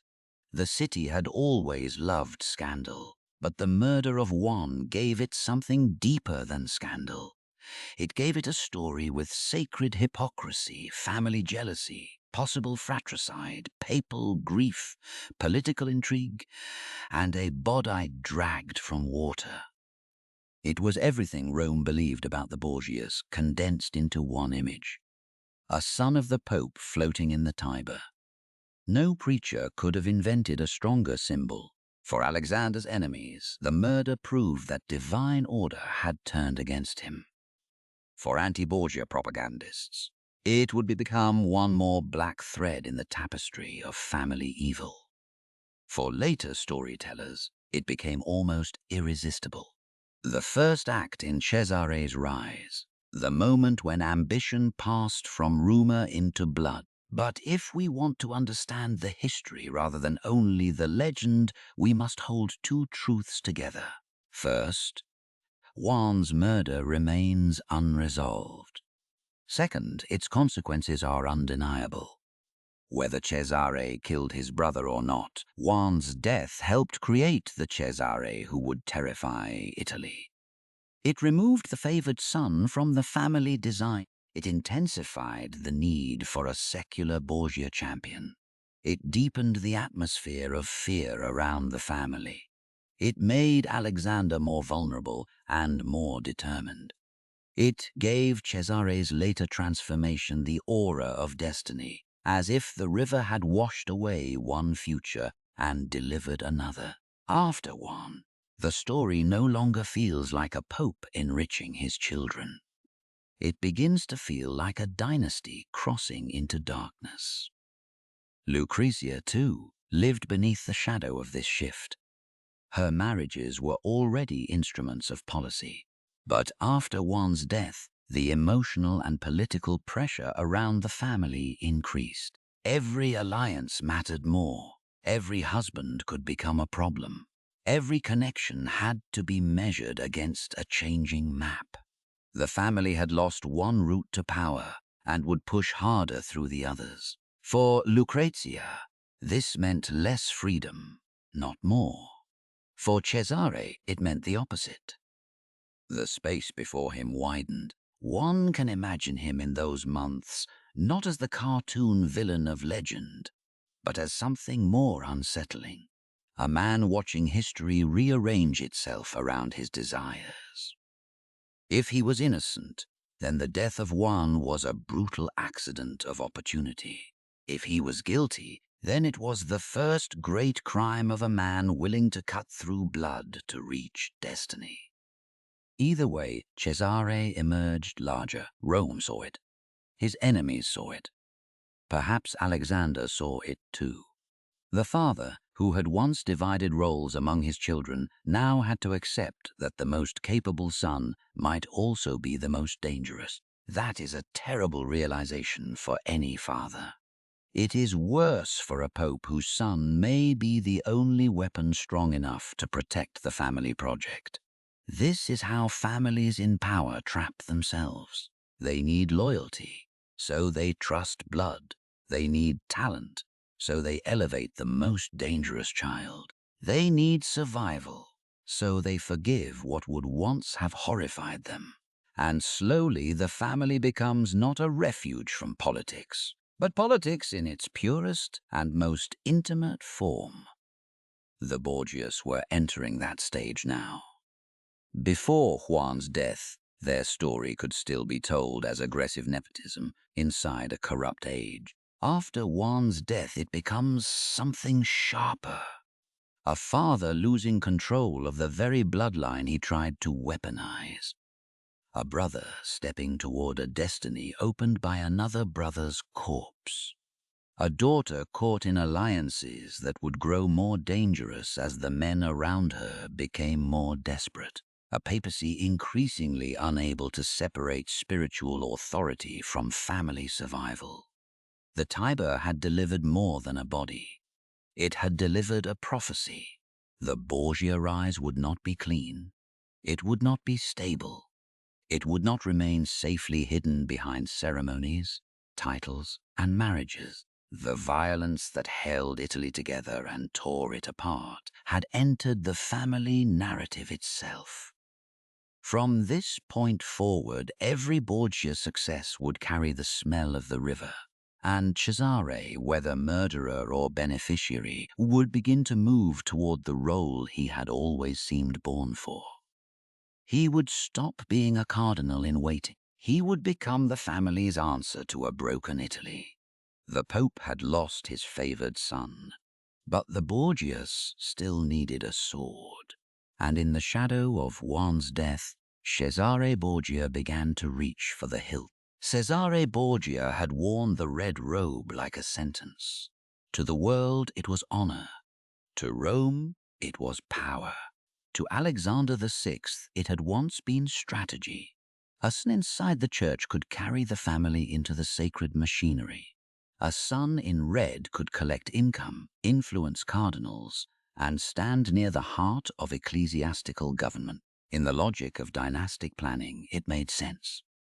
One son for the church, one son for the sword, one daughter for alliance, one younger child for the marriages, and bargains that tied families together. But after Juan's body rose from the Tiber, that design no longer held. The son meant for the sword was dead. The son trapped in the church was alive. And Cesare Borgia had no intention of remaining what others had made him. There are moments in history when a man does not simply change position. He changes category. Cesare's departure from the cardinalate was such a moment. It was not only a career move, it was a declaration that the old arrangement had failed, and that the Borgia future would now require a different kind of son. Not a churchman, a prince. Not a red-robed administrator, a commander. Not a servant of the sacred office. A weapon forged from it. In 1498, Cesare resigned the cardinalate. An extraordinary act in a world where ecclesiastical office offered wealth, rank, and protection. Men struggled for decades to enter the College of Cardinals. Families paid, bargained, and schemed for such elevation. To throw it away looked almost mad, unless one understood the scale of Cesare's appetite. He did not want the shadow of power. He wanted power itself. And Alexander, grieving Juan and facing an Italy transformed by invasion, accepted what once might have been impossible. The family needed a sword. Cesare wanted to be that sword. The Pope, who had turned fatherhood into policy, now turned his most dangerous son loose upon the world. This was the beginning of Cesare Borgia as history remembers him. The move required more than personal ambition. Cesare needed legitimacy, he needed alliance, he needed money, he needed a name that could carry weight beyond Rome. And in the new Italy after the French invasion, he needed France. France had shown what force could do. French arms had broken the old confidence of Italy. French kings still had ambitions south of the Alps, and a Borgia son seeking a secular destiny could not rise on papal favor alone. He needed a great power connection, a marriage, a title, and the kind of military support that made Italian lords reconsider their laughter. So Cesare moved toward the French orbit. He married Charlotte d'Albret, linking himself to French aristocratic power. He received the title Duke of Valentinois, a name that would echo in the Italian form by which he became known. Valentino. The transformation was theatrical, political, and deeply Borgia. A former cardinal, son of the Pope, now clothed in French-backed secular dignity, prepared to carve a state in Italy with the blessing of his father and the support of foreign arms. To his enemies, it was obscene. To Cesare, it was destiny finally catching up with desire. The church had not lost him. It had been converted into his launch point. That was the genius and the horror of the moment. Cesare did not rebel against the papacy from outside. He emerged from within it. The red robe did not prevent his ambition. It financed and legitimized the world that made his ambition possible. The Pope's son could become a prince not despite the church, but because of it. This is why Cesare frightened people. He made visible the military potential hidden inside sacred authority. A normal condottiere could conquer, but he remained a hired blade, dependent on pay and vulnerable to betrayal. A noble could claim land, but his claim could be challenged by rival bloodlines. A foreign-backed adventurer could rise quickly, but without legitimacy he might vanish just as fast. Cesare had something different. He had the Pope, and the Pope could do what armies alone could not. He could redefine conquest as order. He could brand local rulers as tyrants, rebels, or obstacles to the church. He could transform a family campaign into a papal restoration. He could make Cesare's violence look like the cleansing of disobedient lands. This was the mechanism. Cesare would bring the sword. Alexander would bring the seal. Together, they could turn ambition into law. Their target would be central Italy, especially the territories of the Romagna, lands theoretically under papal authority, but in practice often dominated by local dynasts, who behaved like independent rulers. For the papacy, reclaiming such territories could be described as restoring order. For the Borgias, it could become something more, the foundation of a family state. The brilliance lay in the overlap. What served the church could serve the family. What served the family could be described as serving the church.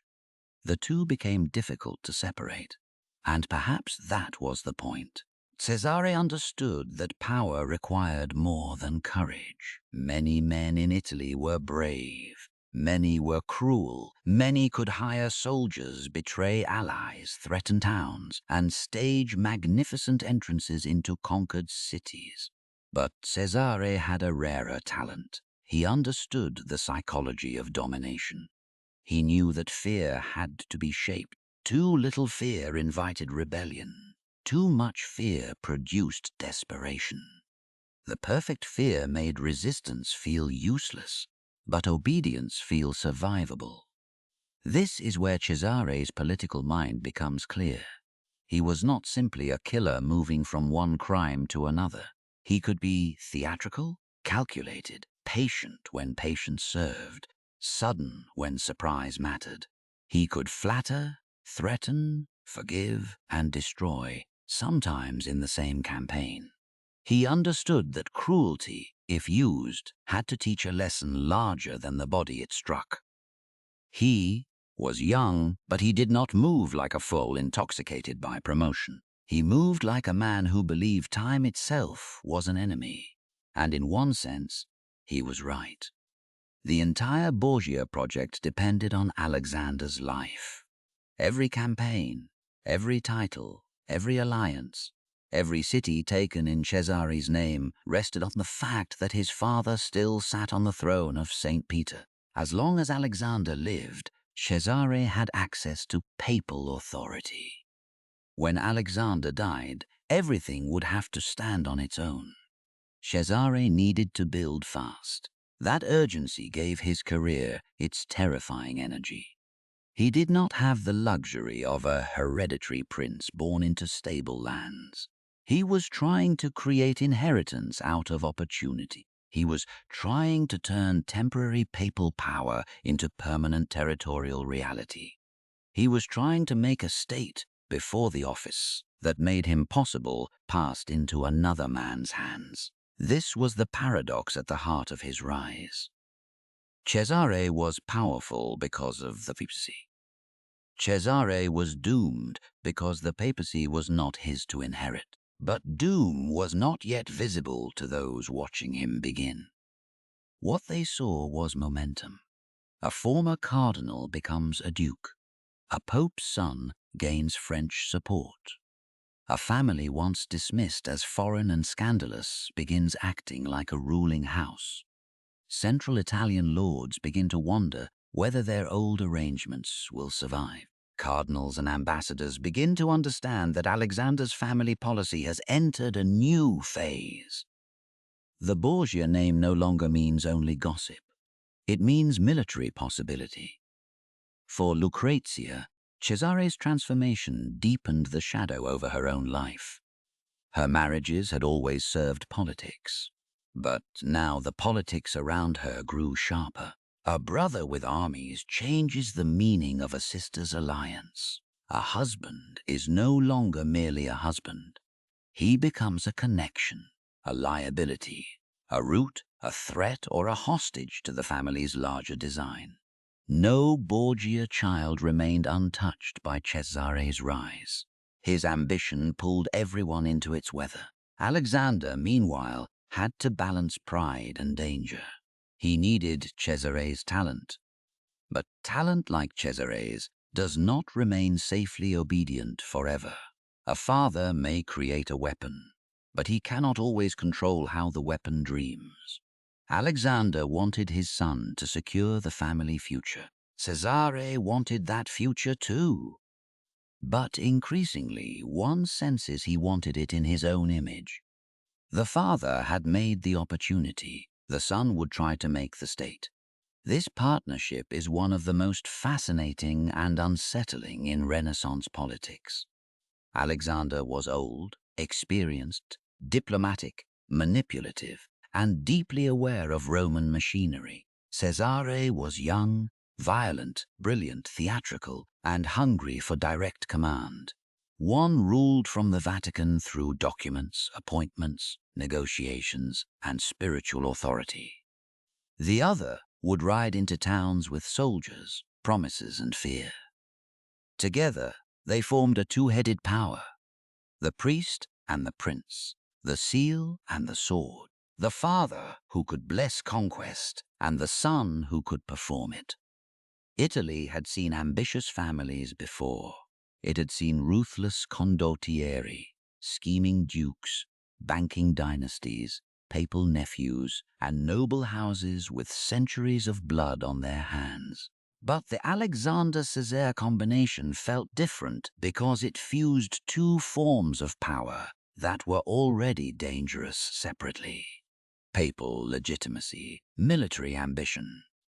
When joined, they could move with frightening speed. This is why Cesare's resignation from the cardinalate was more than personal liberation. It announced a new political experiment. Could a pope's son, freed from the church but empowered by it, build a principality in the heart of Italy? Could the spiritual monarchy of Rome produce a secular dynasty without openly admitting what it was doing?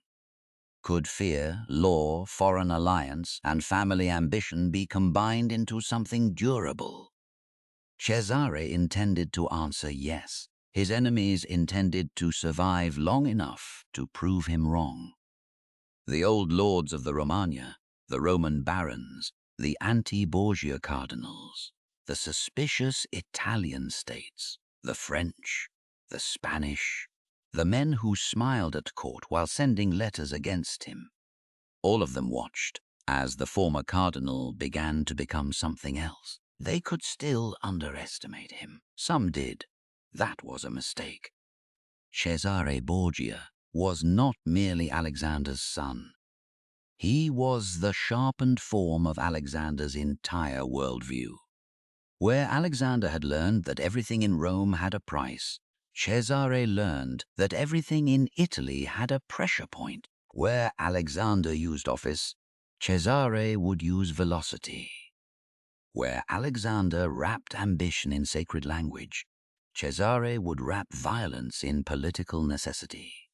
Where Alexander built through patronage, Cesare would build through conquest. The family machine had found its engine. The age of arranging had not ended, but it had changed. Marriages still mattered. Cardinals still mattered. Money still mattered. Rumor still mattered. But now armies mattered more. Town walls mattered.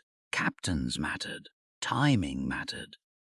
A gate opened at midnight could mean more than a year of negotiation.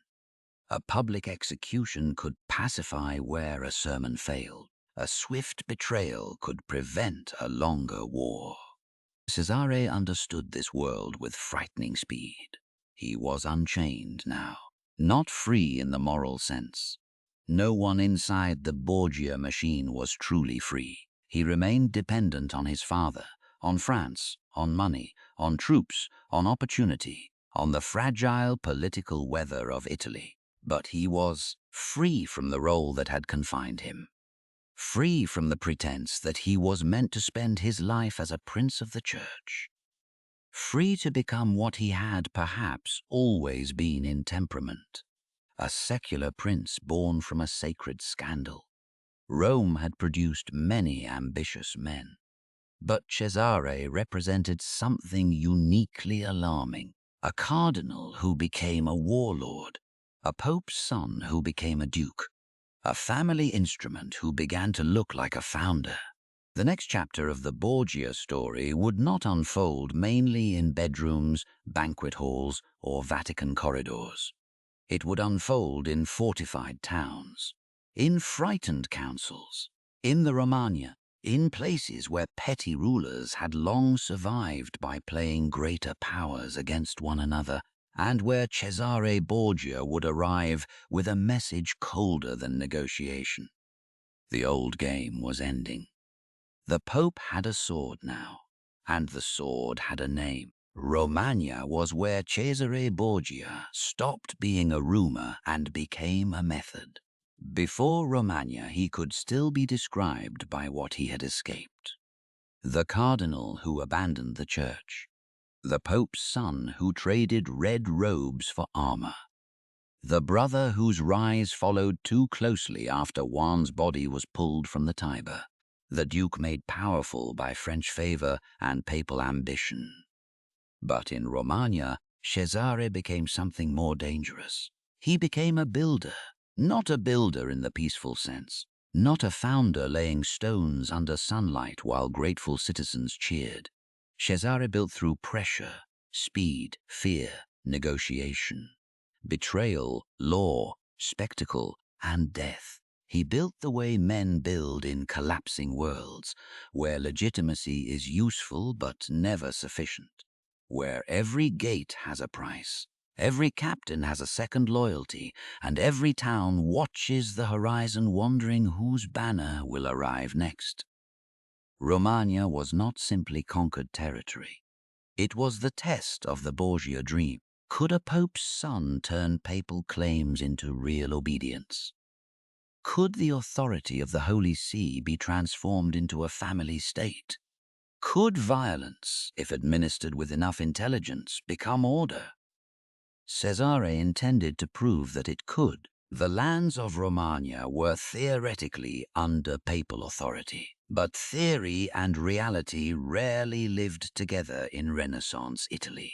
Local lords ruled cities like private possessions. Families entrenched themselves behind walls, taxes, guards, marriages, grudges, and hired soldiers. They might acknowledge the Pope when convenient, resist him when possible, and behave like sovereign princes whenever Rome was distracted. For the papacy, this was a problem of disobedience.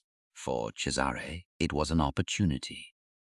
Alexander VI could claim that he was restoring the rightful authority of the church over rebellious territories. Cesare could ride as the executor of that restoration.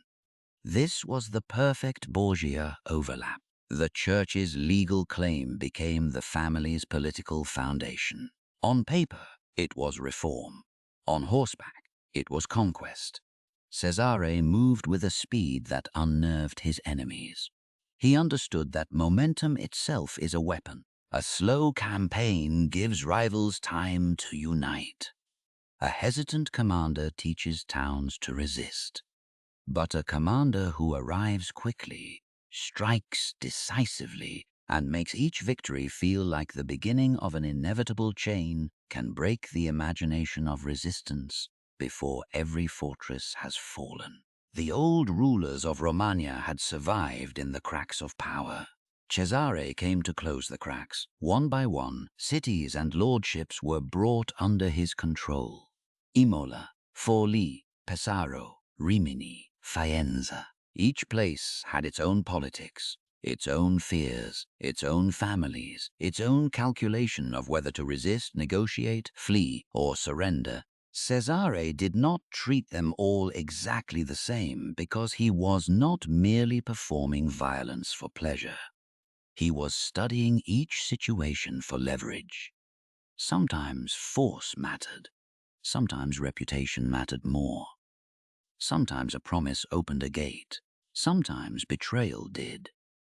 Sometimes the sight of what had happened to a neighboring lord was enough. This is what made him frightening.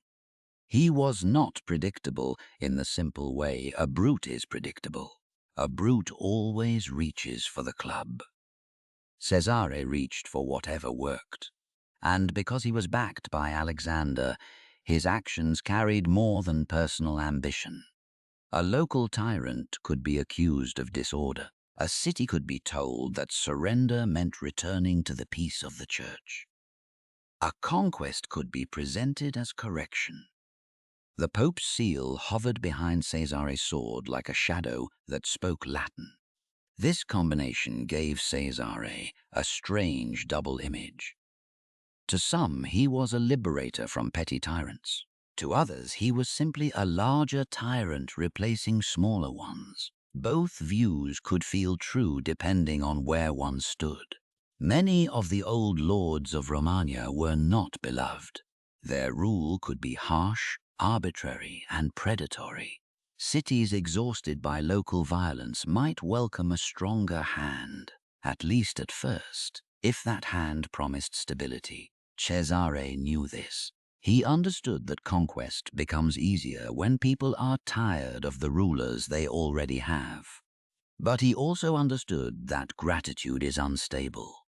Fear lasts longer if managed correctly.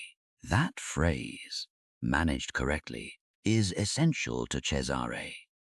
He did not believe terror should be random. Random terror produces panic, and panic can become rebellion.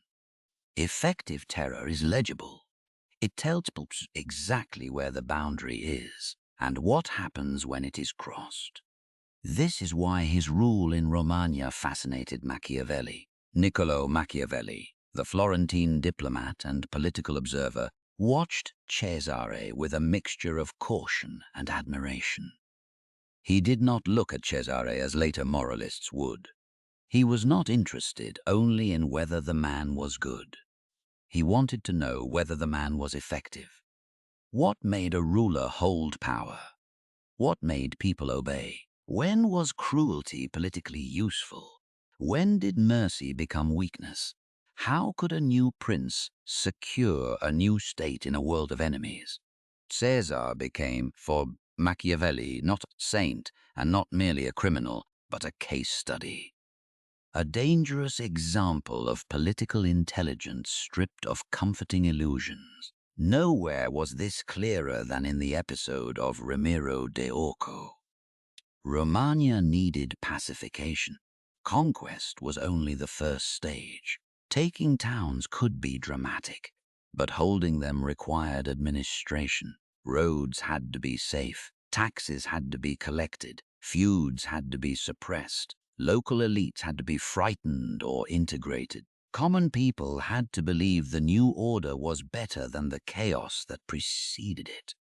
Cesare appointed Ramiro de Orco, a harsh and effective lieutenant, to impose order. Ramiro did what harsh men do when given authority by ambitious masters. He ruled with severity. He frightened the region into obedience. He broke disorder. He made the new Borgia power felt in the daily lives of people who may have cared less about papal legality than about whether their streets were safe and their enemies restrained. For Cesare, Ramiro was useful. But usefulness has an expiration date. Once order had been imposed, Ramiro's cruelty became politically inconvenient. The people's fear needed a target. Their resentment needed a body. Cesare needed to distance himself from the brutality that had served him, while keeping the benefits of that brutality intact. So Ramiro was sacrificed. He was found executed publicly, his body displayed in a way designed to speak without explanation. The message was devastatingly clear. The cruelty you suffered belonged to him. The justice that removed him belongs to me. It was theater, it was governance, it was murder turned into public relations. And it worked. This is why Cesare cannot be understood as merely impulsive. The execution of Ramiro was not an uncontrolled burst of rage. It was a political performance. Cesare used a harsh minister to do necessary dirty work, then destroyed him to purchase the goodwill of the people.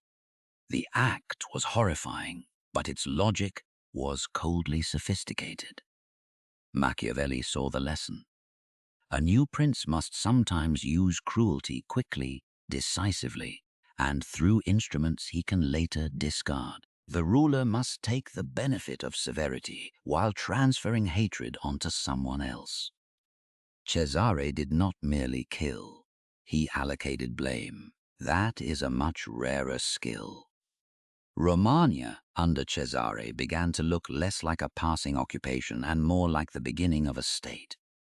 He was not simply raiding for glory. He was consolidating. He was appointing officials. He was imposing order. He was transforming papal theory into political fact. For a brief moment, the impossible Borgia project seemed possible. A family born from papal office might acquire territorial permanence. A pope's son might become a real prince. A region long fractured by local lords might be absorbed into a disciplined new structure. The Borgia name might cease to be merely scandal and become sovereignty. This was the height of Cesare's career, and the most dangerous part of his success was that it was not entirely imaginary. His enemies could call him a monster, but they could not honestly call him incompetent. They could accuse him of betrayal, cruelty, ambition, and impiety. But they also had to account for the fact that towns fell, rivals disappeared, roads became safer in places, and the map changed in his favor. Competence gave him menace. A foolish tyrant can be endured until he collapses. A capable tyrant must be feared. Yet beneath the surface of Cesare's success lay the structural weakness that had haunted him from the beginning. His state was being built quickly, but speed is not the same as depth.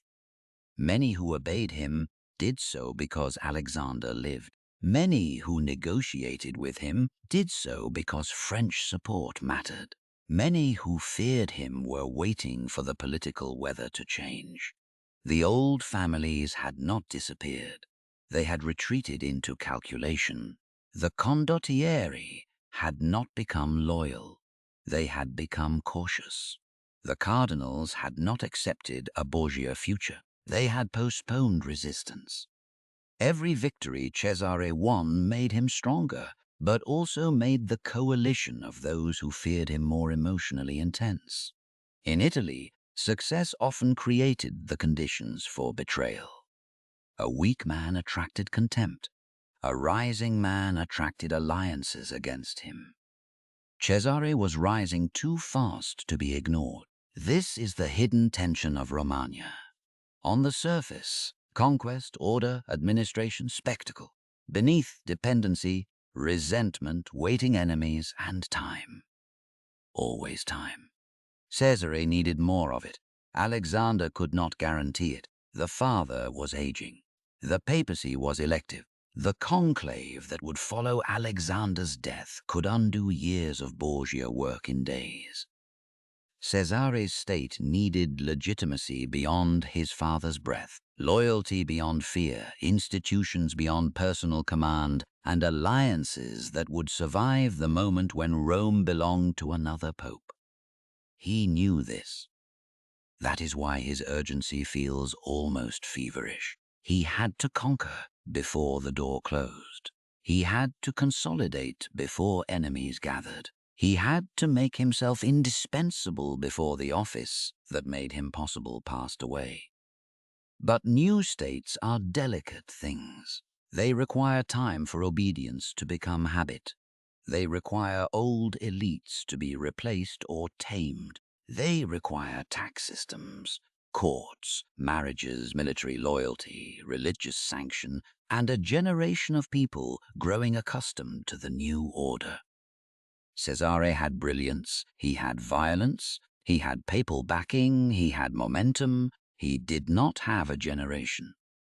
Still, for a brief period, it seemed that he might outrun the weakness built into his rise. That is what makes Romagna so compelling. It is not simply a chapter of cruelty. It is the almost of the Borgia story made visible. Almost a state, almost a dynasty, almost a new political order in central Italy. Almost a proof that sacred authority could be melted down and recast into family sovereignty. Almost. Machiavelli would later remember Cesare not because he was the most moral prince, but because he came so close to solving the problem of new power. He knew how to appear merciful after using cruelty. He knew how to remove old rulers. He knew how to discipline chaos. He knew how to inspire fear without looking merely chaotic. He knew how to use reputation as a weapon. But even Machiavelli saw the role of fortune. And fortune, in Cesare's life, wore the face of his father's mortality. Romagna was the peak. That is why it also contains the fall in embryo. Every conquered town depended on a chain leading back to Alexander. Every title depended on papal recognition. Every enemy was counting the Pope's remaining years. Every ally was measuring whether Cesare would still matter after the next conclave. Cesare could command men to obey him. He could not command time to obey. And yet, while the machinery held, he was terrifying. One can imagine the atmosphere in those towns as Borgia power arrived. Councils meeting behind closed doors. Local lords wondering whether to flee, resist, or bargain. Citizens hearing rumors of Cesare's speed. Priests wondering how to speak of a conqueror backed by the Pope. Merchants calculating which banner would keep roads safest. Mothers hearing that another city had surrendered. Captains asking whether their employer would still be alive next month. Power is not only what happens in battle. It is what people imagine before the battle begins. Cesare mastered that imagination. By the time he reached a place, his reputation had often arrived first. That reputation was made of many things. His father's office, his own intelligence, the shadow of Juan's death, French connection, swift campaigns, theatrical cruelty, and the growing belief that resistance to him might not merely fail, but be punished in ways designed to be remembered. This was the Borgia method in its clearest form. Sacred claim, foreign support, personal ambition, a calculated terror, administrative order, public spectacle. Together, these elements nearly produced a state. Nearly. But history often turns not on what a man can seize, but on what can survive after the conditions of seizure disappear. Cesare had seized much. The question was whether any of it could survive without Alexander. For now, that question remained unanswered. For now, Romagna trembled under a new order. For now, the Pope's son looked less like a scandal and more like a founder. For now, the family that had been accused of corrupting the Church seemed capable of using the Church to redraw the map of Italy. And for now, Cesare Borgia stood at the height of his power, feared by his enemies, studied by Machiavelli, protected by his father, and moving through central Italy like a man trying to build permanence before death could catch up. The Borgia state almost existed. That is the tragedy. Not that it failed before becoming real, but that it became real enough for its failure to matter. Lucrezia Borgia did not need to rule a city to become one of the most feared names in Europe. She did not need to command an army. She did not need to sit on the papal throne. She did not need to write laws, lead cavalry, or stand before ambassadors with a sword at her side. All she had to do was be born into the Borgia family. That was enough for history to turn her into a legend. For centuries, Lucrezia would be remembered less as a person than as an atmosphere. Poison, incest, seduction, murder, beauty with a hidden dagger.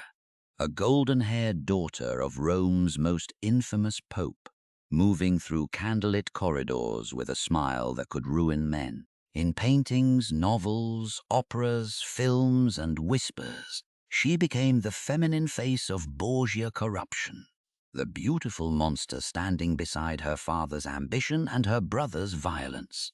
It is a powerful image. It is also a dangerous one. Because the real Lucrezia is harder to see, not because she was unimportant, but because so many men around her had reasons to use her image. Her father used her for alliance. Her brothers used her proximity to power. Her husbands were chosen, discarded, or endangered by the needs of others.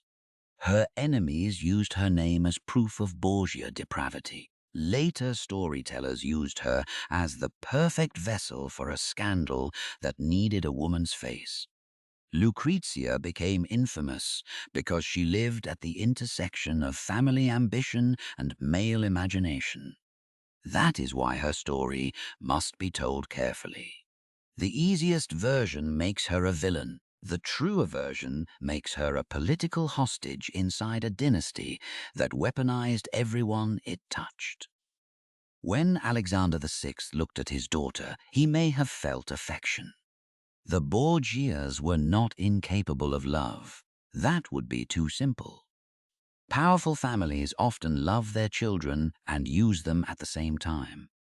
In dynastic politics, affection does not protect a child from strategy. It can even make strategy feel like protection. Alexander wanted Lucrezia placed well. That meant she could not simply marry for happiness. She had to marry for the family.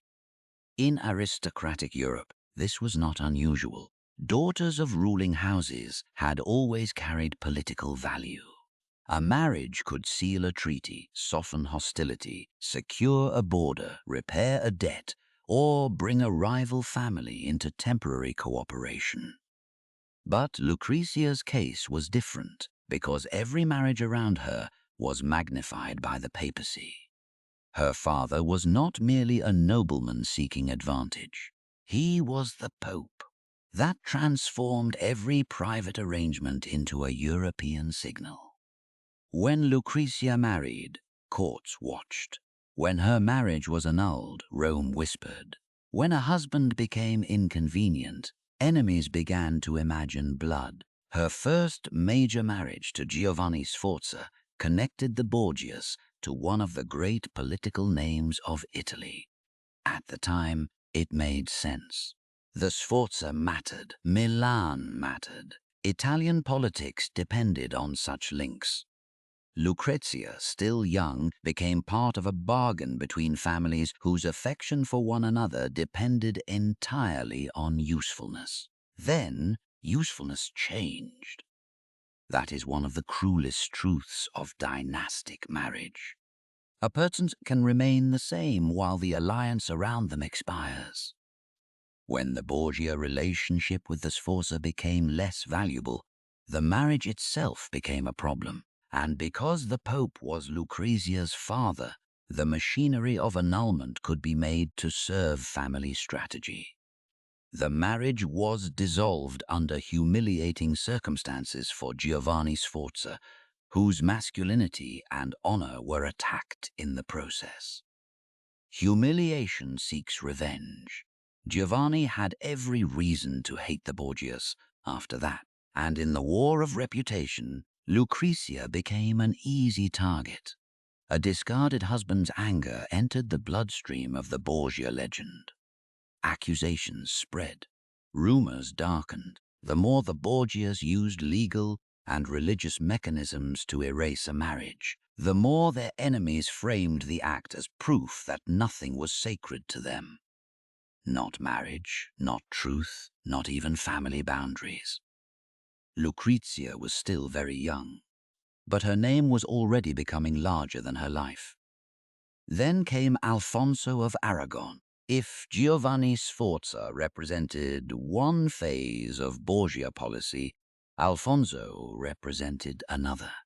He was connected to Naples, and Naples was not merely a place.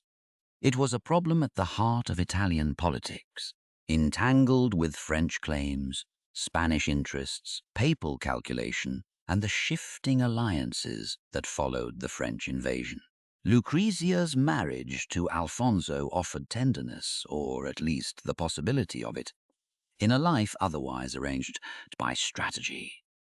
Some accounts suggest she cared for him.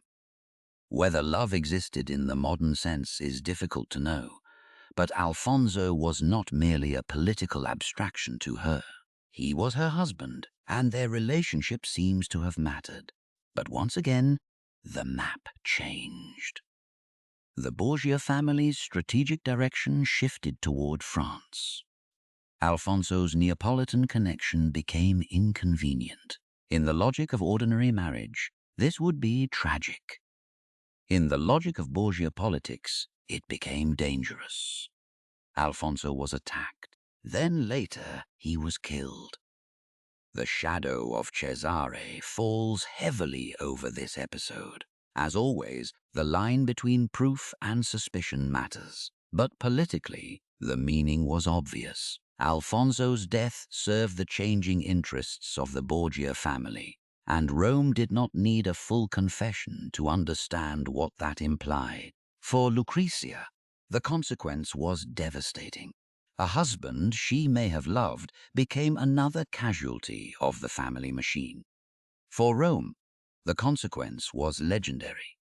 Another Borgia marriage, another dead man, another reason to believe that anyone tied to this family by love, law, or blood was never truly safe. This is where Lucrezia's image became almost impossible to separate from the men around her.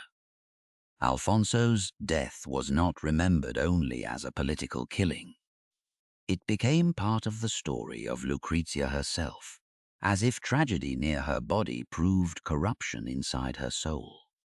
That is how reputations are built unfairly. The woman placed at the center of male violence becomes accused of causing the violence by existing there. Lucrezia was useful as a symbol because she allowed enemies to make the Borgia scandal intimate. Alexander's corruption could seem administrative. Cesare's violence could seem military. But Lucrezia made the story domestic, sexual, poisonous, and intimate. Through her, critics could suggest that the rot of the Borgias had entered the bedroom, the marriage bed, the family itself. She became the proof that Borgia corruption was not only political, it was biological, it was in the blood.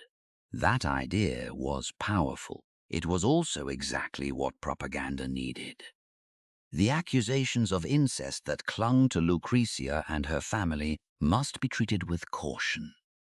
They were among the most explosive charges made against the Borgias, and they served a clear purpose: to portray the family not merely as corrupt, but as unnatural. Political corruption is one thing, sexual monstrosity is another. The second makes reconciliation impossible. It turns enemies into demons. In a culture obsessed with family honor, female chastity, and religious morality, such rumors were weapons of extraordinary force. Were they true? The evidence is uncertain, contested, and deeply entangled with hostile sources. What is certain is that the rumors were useful. They allowed Borgia enemies to collapse every boundary at once: father and daughter, brother and sister, pope and sinner, church and brothel, altar and bed. Whether or not the darkest accusations were factual, they expressed what many wanted to believe about the family. That once sacred boundaries had been crossed politically, every other boundary must have been crossed too. Lucrezia paid the symbolic price for that belief. She became the body onto which Europe projected its horror of the Borgias, and yet, when we follow her life beyond the most infamous Roman years, a more complicated figure appears. Her later marriage to Alfonso d'Este took her to Ferrara, one of the great courts of Renaissance Italy. There, Lucrezia's image changes. She appears not as a poisoner moving through Vatican shadows, but as a duchess, patron, administrator, mother, and courtly figure capable of adapting to a new political environment. Ferrara did not erase her past, but it complicates the legend. If Lucrezia were only the monster of anti-Borgia imagination, her later life would be harder to explain. In Ferrara, she seems to have built a more stable identity. She participated in court culture. She developed a reputation for piety and patronage. She survived the transition from papal daughter to ducal wife. She lived beyond the immediate machinery of Alexander and Cesare. And in doing so, she became more than the rumors that had followed her. This does not make her innocent in every sense. No one raised inside the Borgia world was untouched by power. But it does suggest that the darkest version of Lucrezia is incomplete. She was not merely a seductress, not merely a poisoner, not merely a pawn either, because even pawns can learn how to move within the narrow spaces allowed to them. She was a political woman in a world that denied women open political authorship, while constantly using their bodies for political ends. She was both acted upon and capable of adaptation, both victim and participant, both symbol and human being. That complexity is harder to package than scandal. So Scandal 1. The Borgia legend needed Lucrezia to remain dark. It needed her beauty to be threatening. It needed her marriages to look like traps. It needed every death near her to feel like evidence. It needed her femininity to carry the family's moral contamination. History often does this to women near power. When men are ambitious, they are called ruthless. When women stand near ambition, they are called poisonous. Lucrezia's tragedy is that her name became more useful than her truth. For Alexander, she had been a daughter and a diplomatic instrument. For Cesare, she was family, alliance, and perhaps emotional attachment inside a brutal world. For her husbands, she was opportunity, danger, or both. For enemies, she was propaganda. For later centuries, she was theater. Under all of that, the woman herself becomes difficult to hear. But perhaps that silence is the point. Lucrezia's life shows the human cost of Alexander's great experiment. The Pope's children were not merely beneficiaries of his power. They were consumed by it. Cesare gained the sword and became inseparable from violence. Juan gained favor and ended in the river. Joffre was placed where alliance required him. Lucretia was married, unmarried, remarried, widowed by politics, and mythologized beyond recognition. The family machine used all of them, but it used Lucretia in the most intimate way. It turned her life into diplomacy, then her reputation into evidence, then her memory into legend. That is why she matters to the Borgia story.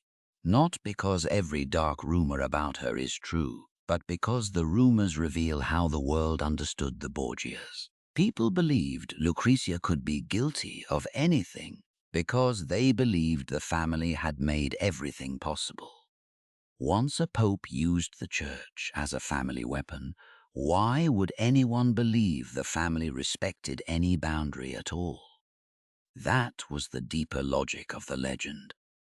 Alexander blurred the boundary between sacred office and bloodline. Cesare blurred the boundary between restoration and conquest. Lucretia was made to blur the boundary between woman and weapon.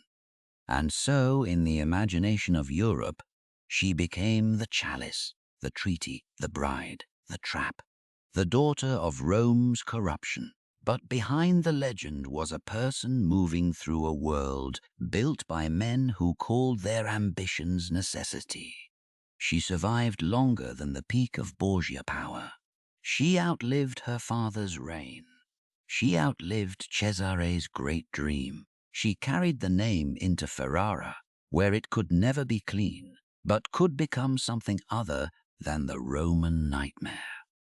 That survival matters, because it reminds us that the Borgia story is not only about men who seized power. It is also about the people whose lives were rearranged by that seizure. Lucretia Borgia was not the architect of the Borgia machine, but she was one of its most famous products, and perhaps its most enduring victim. Her father turned blood into policy. Her brother turned policy into conquest. Her enemies turned her into myth and history. Hungry for a beautiful monster, almost forgot to ask whether the monster had ever been allowed to choose her own shape. At the height of Cesare Borgia's power, it was possible to imagine that the old Italy was dying. The petty lords of Romagna had fallen or fled. Cities that once played Rome against local tyrants now answered to a new master.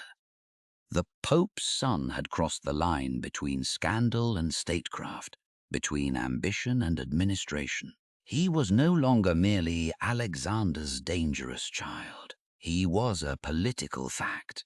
That was precisely why the system began to turn against him.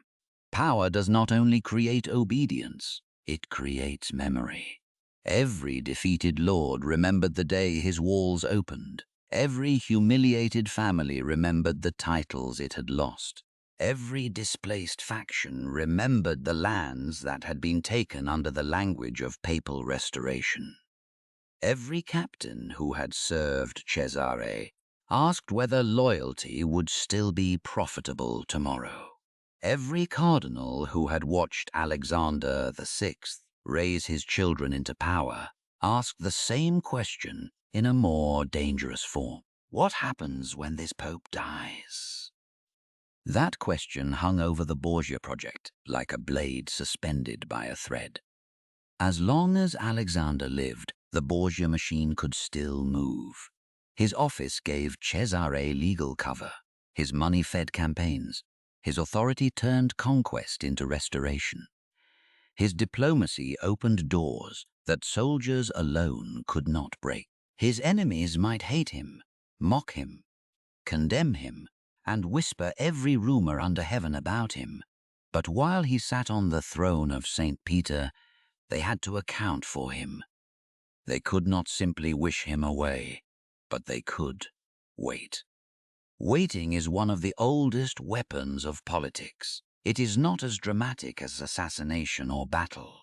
It does not produce smoke, banners, or corpses in the street. But for men who understand institutions, waiting can be more powerful than attack. A ruler who depends too much on one office can be defeated by the calendar. A family that rises too quickly can be undone by a single death. A state built around a living patron can collapse when the patron becomes a body. Alexander was aging. Rome could count. The anti-Borgia world did not need to defeat Cesare at his strongest if it could survive until the source of his legitimacy disappeared. Among those who waited, none mattered more than Giuliano della Rovere. Della Rovere was not merely another hostile cardinal. He was one of the great survivors of the age, a man of immense pride, ambition, energy, and hatred. He had opposed Alexander VI for years. He had gone into exile, sought foreign support, and watched the Borgia papacy from a distance with the patience of someone who believed history owed him revenge. If Alexander represented the papacy as family machine, della Rovere represented the old system's counterattack. He was not innocent, that must be understood clearly. The struggle against the Borgias was not a pure war between corruption and virtue. Renaissance politics rarely offered such clean comforts. Della Rovere was ambitious, political, fierce, and capable of playing the same brutal game as the men he hated.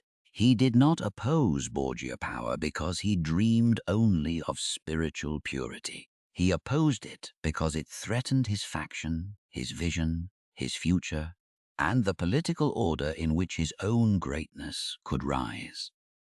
This makes him more interesting, not less. The Borgia enemies were not saints horrified by sin. They were rival power systems horrified by exclusion. The Orsini and Colonna feared the Borgias because a new family rising through papal force threatened old Roman privilege.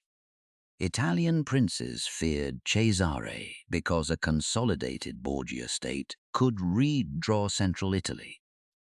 Cardinals feared Alexander because his family policy distorted the balance of patronage inside the church. Foreign powers feared or used the Borgias depending on whether Borgia ambition served their campaigns. Everyone had a moral language. Everyone also had interests. That is how the system struck back. Not as one noble crusade, but as a convergence of resentments. The Roman barons had their reasons. The old families of Rome did not like seeing Spanish outsiders advance so aggressively into the heart of Italian power. They could tolerate papal nephews when those nephews remained part of the familiar rhythm of reward and faction. But Cesare's project in Romagna looked more permanent. Alexander's use of his children felt too direct. The Borgia name had not merely been enriched, it had been weaponized. To old families, this was intolerable. They had spent generations learning how to survive Rome's violence. They had built towers, marriages, loyalties, vendettas, and private armies. They believed they belonged to the city's political landscape in a way the Borgias never could. New men may rise, but old families expect them to know their place. Cesare did not know his place. He intended to make one. That was the insult. The cardinals, too, watched with unease. A pope was supposed to favor relatives. Everyone understood that. But Alexander's favor seemed to be creating a force outside the normal clerical balance. Cesare had abandoned the cardinalate and become a prince. Lucrezia had been married, remarried, and surrounded by political storms. Borgia fortunes had expanded from household advantage into territorial ambition. If this model succeeded, what would stop future popes from doing the same more openly? The papacy was elective. Its great offices were supposed to rotate through factions, families, bargains, and personalities. But Alexander appeared to be using an elected office to build hereditary power.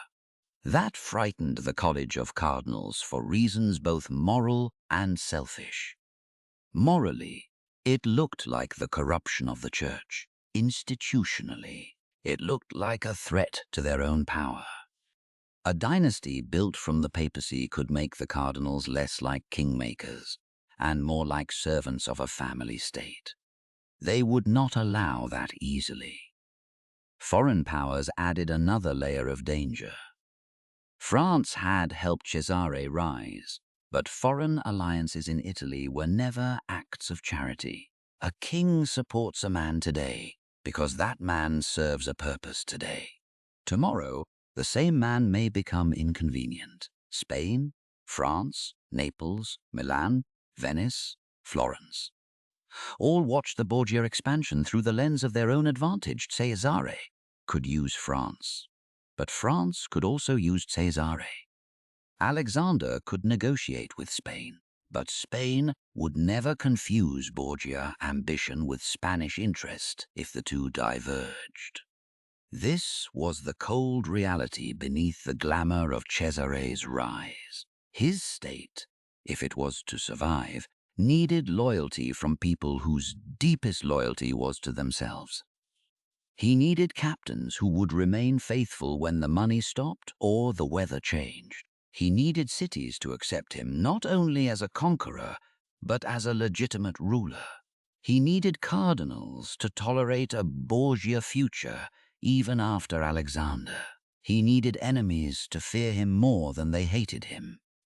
That is a difficult balance, and Cesare's success made the balance harder. Every victory made him more impressive. Every victory also made others more determined that he must not be allowed to become permanent. This is the paradox of rising power. At first, victory attracts allies because men want to stand near strength. But after a certain point, victory creates terror, and terror creates coalitions. The same momentum that brings obedience can produce the fear that organizes resistance. Cesare was approaching that point. The system did not strike back all at once. It gathered like weather, a cold letter here, a delayed payment there, a captain hesitating, a city waiting to see which way the wind would blow, a cardinal quietly calculating the next conclave, a Roman family storing anger for the right hour, Della Rovere watching, always watching. He understood what many understood. The Borgia machine was powerful, but not rooted deeply enough. It had grown quickly under the shadow of one pope. It had not yet survived a transition.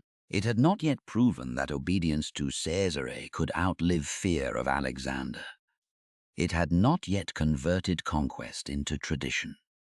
Tradition is power that has learned to look natural. The Borgias had not had time to become natural. They still looked like seizure. That gave their enemies hope.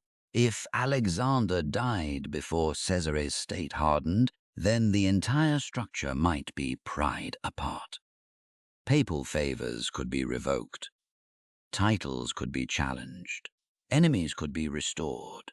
Captains could defect. Cities could rebel.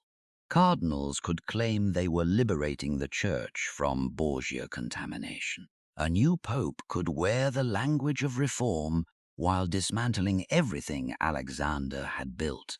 And who better to do that than Della Rovere? He was patient, but he was not passive. His hatred of the Borgias had direction. He understood that the next papal election might be the decisive battlefield. The Borgias had risen through a conclave. They could be destroyed through one as well. This is what Alexander and Cesare could not fully escape. They had turned the papacy into a family instrument. But the papacy remained an institution larger than the family. It had rituals older than them, officers beyond them, enemies inside it, and a method for replacing its ruler. Alexander could bend the institution while he lived. He could not abolish its memory. He could not stop cardinals from imagining a church after him. He could not make every man who bowed before him love the Borgia future. He could only delay the reckoning. Cesare, meanwhile, kept moving because movement was his answer to vulnerability. If the state was not yet secure, he had to make it larger. If enemies waited, he had to intimidate them before they joined. If legitimacy was fragile, he had to make success itself look like legitimacy. If time threatened him, he had to outrun time. But no man outruns time forever. The tragedy is that Cesare understood so much about power and still depended on something he could not command. He could manipulate captains, frighten cities, deceive rivals, stage punishments, and turn cruelty into theater. He could study the weaknesses of others with brilliant precision. But he could not keep his father alive by force of will, nor could he guarantee who would sit in St. Peter's chair when Alexander was gone. That uncertainty infected everything. It made every alliance provisional, every promise conditional, every obedience nervous, every enemy patient. This is the moment in the Borgia story when success begins to cast the shape of failure. Nothing has collapsed yet. Alexander still reigns. Cesare still commands. Lucrezia has moved toward a different life in Ferrara. Romagna still bears the mark of Borgia order. The family is still feared. But fear is not the same as security, and everyone knows it. The church had produced the Borgias, tolerated them, enriched them, and watched them turn sacred office into family power. But institutions have survival instincts. When one family threatens to consume too much of the structure begins to defend itself, not always openly, not always nobly, not always with clean hands, but it defends itself. The Borgias had used Rome's corruption better than their rivals. Now Rome's corruption would be used against them. The same cardinals who bargained in conclaves would bargain again. The same families who hired blades would hire again. The same foreign powers that had supported one ambition would support another. The same language of legitimacy that had blessed Cesare's conquests could be turned around and used to strip them away. The machine does not love the hand that uses it. It waits for the hand to weaken, and Alexander's hand, however cunning, however experienced, however heavy with the ring of St. Peter, was mortal. In the shadows beyond the Borgia triumph stood the next pope, not yet crowned but already imagined by those who hated them. Giuliano della Rovere would eventually become Julius II, and when he did, he would not forget. He would not forget exile. He would not forget humiliation. He would not forget watching a Spanish pope raise a family into power while old rivals were pushed aside. He would not forget Cesare. The Borgias had built their empire from the papal throne. Their enemies were preparing to take the throne back. For now, the candle still burned in Alexander's Rome. Ambassadors still entered Vatican chambers. Letters still carried orders. Cesare's name still frightened towns. The Borgia machine still appeared alive. But beneath it, the gears had begun to strain. The system was waiting. The enemies were counting. The next conclave was approaching, though no one knew the exact hour. And the entire Borgia future rested on the breath of one old man. In the end, the Borgia Empire did not collapse because Cesare lacked courage. It did not collapse because his enemies were more brilliant than he was. It did not collapse because Romagna had never been conquered, or because the old lords had not learned to fear him, or because the name Borgia had failed to shake Italy. It collapsed because one old man died. That was the weakness hidden inside the whole design. For years, Alexander VI had made the impossible seem almost practical.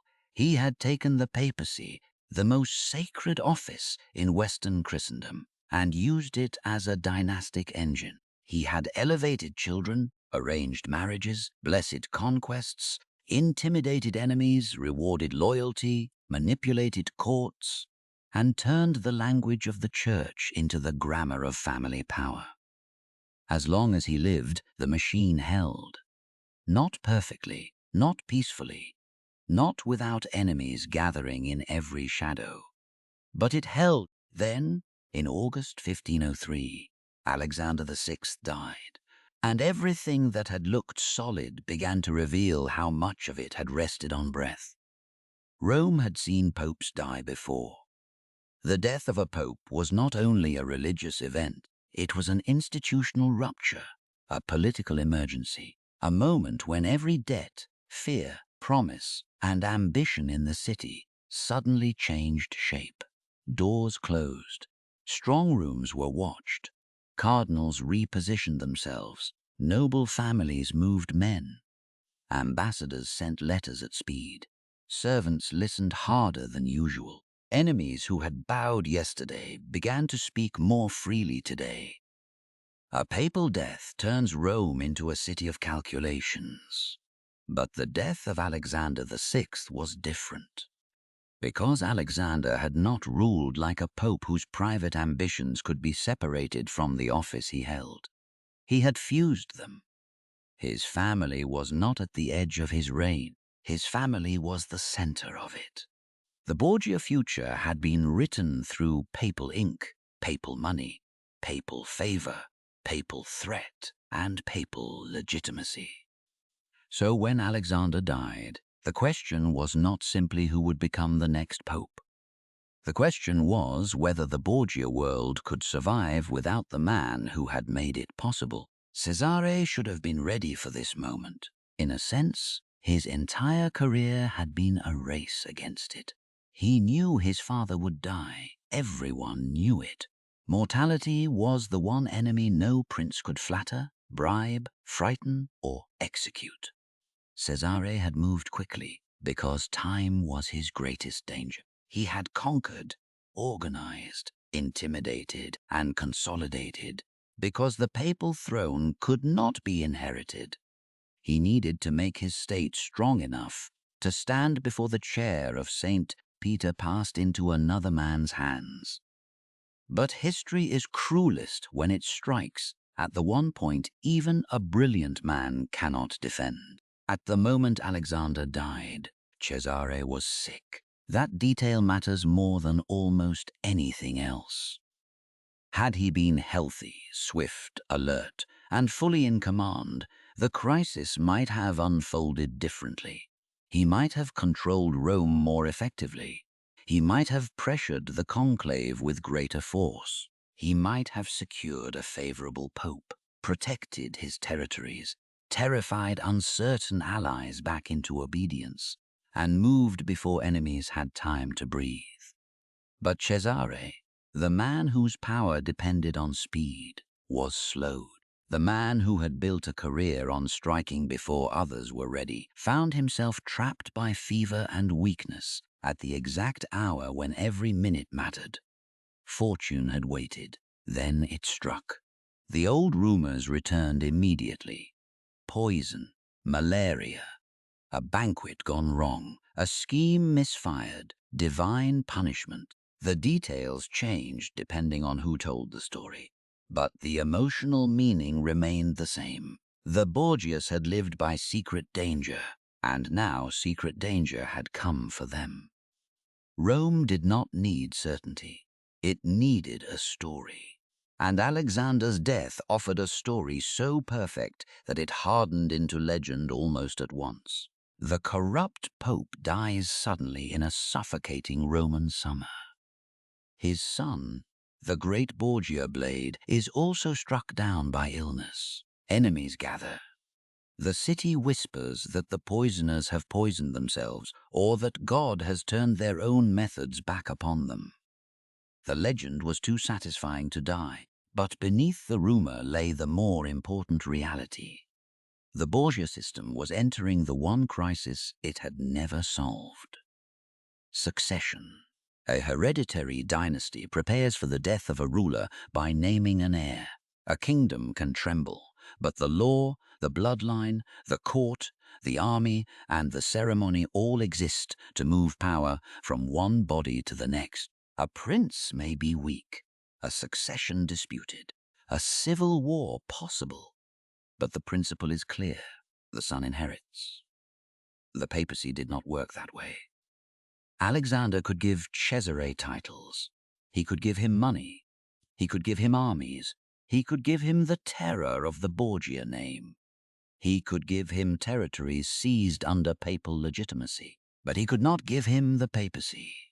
The next pope would be chosen by cardinals, many of whom feared Cesare, hated Alexander, resented the Borgias, or simply wanted the church's machinery back in their own hands. This was the fatal paradox. The Borgias had tried to build a dynasty on an elected throne. Now the election was coming, and the throne was leaving them. Cesare's first problem was the conclave. He needed a pope who would protect him, or at least not immediately destroy him. Ideally, he needed someone weak, temporary, dependent, or grateful. Someone who would confirm his titles. Someone who would not empower the old enemies. Someone who would give him time. Time. Again, everything returned to time. Cesare needed time to recover.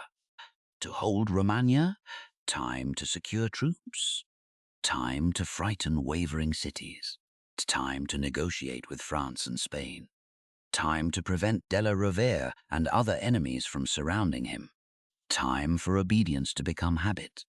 But death had accelerated the world against him. The moment Alexander was gone, every Borgia enemy began to test the air. Local rulers and displaced families watched Romagna. Captains measured their loyalty. Cardinals remembered grievances. Roman factions emerged from caution. Foreign powers reconsidered their commitment.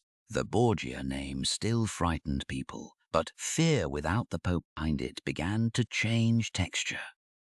It was no longer the fear of a man backed by the living source of papal authority.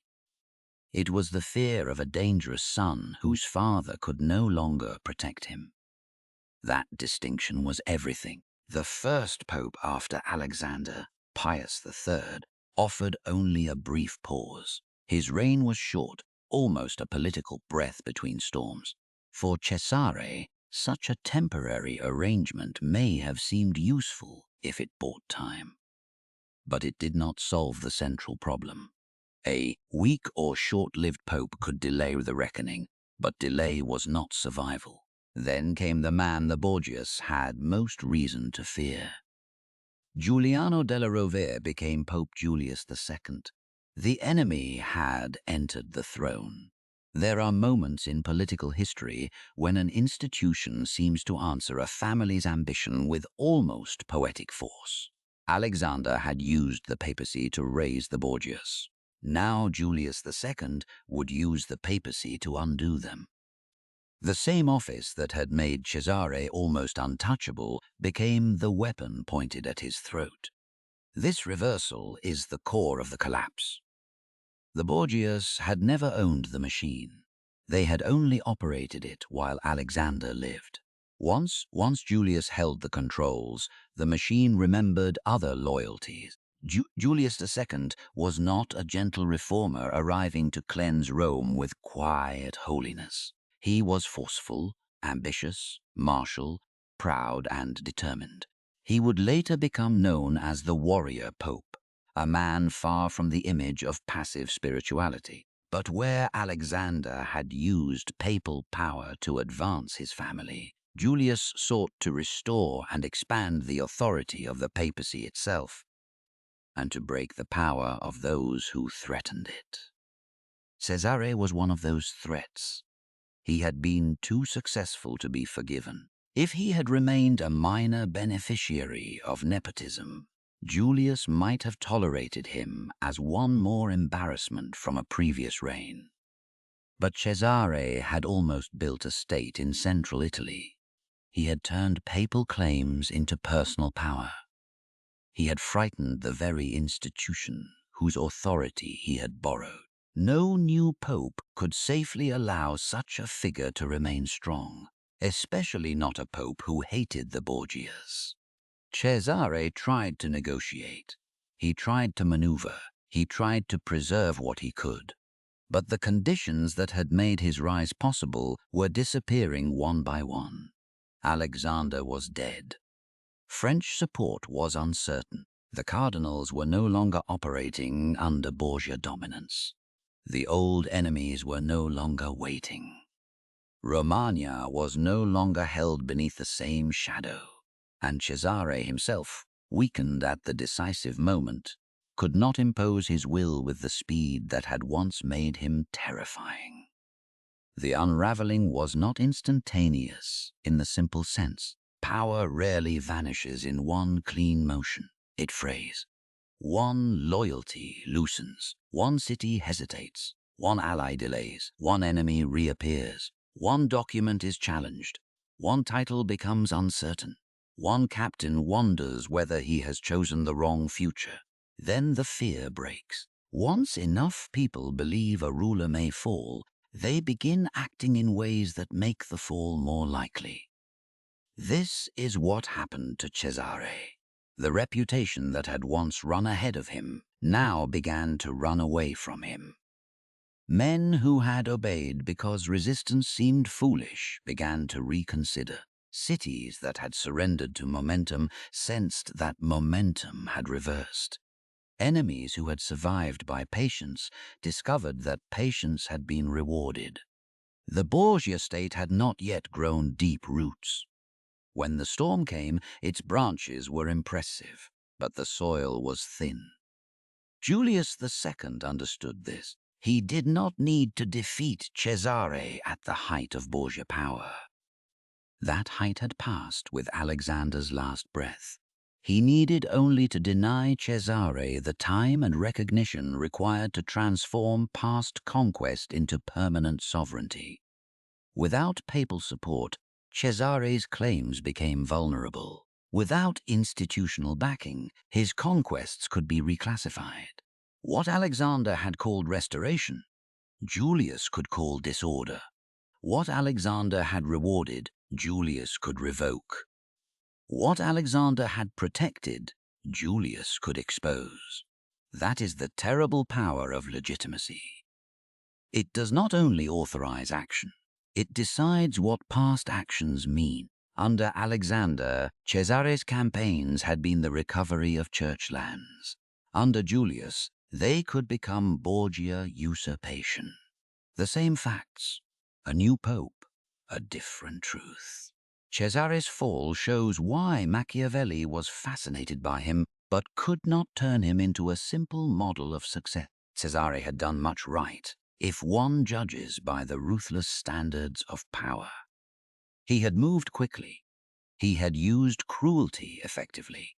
He had pacified regions. He had removed dangerous lieutenants at useful moments. He had cultivated reputation. He had understood that new states require both fear and administration. But he had been struck by two forces he could not master: the death of his father and his own illness at the wrong hour. Machiavelli saw in this the role of fortune, not luck as childish excuse, but the brutal reality that even extraordinary ability operates within conditions it does not choose. Cesare's ability was real. His collapse was also real. The tension between the two is what makes him historically powerful. A fool who fails teaches little. A brilliant man who fails teaches much more. Cesare had nearly solved the problem of new power. Nearly. But nearly is not enough when every enemy is waiting for the crack. After Julius rose, Cesare's world narrowed. He was arrested, released, trapped in shifting arrangements, and gradually stripped of the position that had once made him seem unstoppable. The man who had entered cities like fate now had to bargain for survival. The prince who had terrified Romagna became a fugitive of changing politics. This reversal is easy to narrate as divine justice. Many did. The wicked son of a wicked pope falls when the father dies. The corrupt house is punished. The poison returns to the cup. The church shakes off the family that stained it. The moral pattern is neat, almost comforting. But the political truth is colder. The Borgias did not fall because the world suddenly became moral. They fell because their enemies became free, and because the office they had exploited passed to a man who wanted them broken. This distinction matters.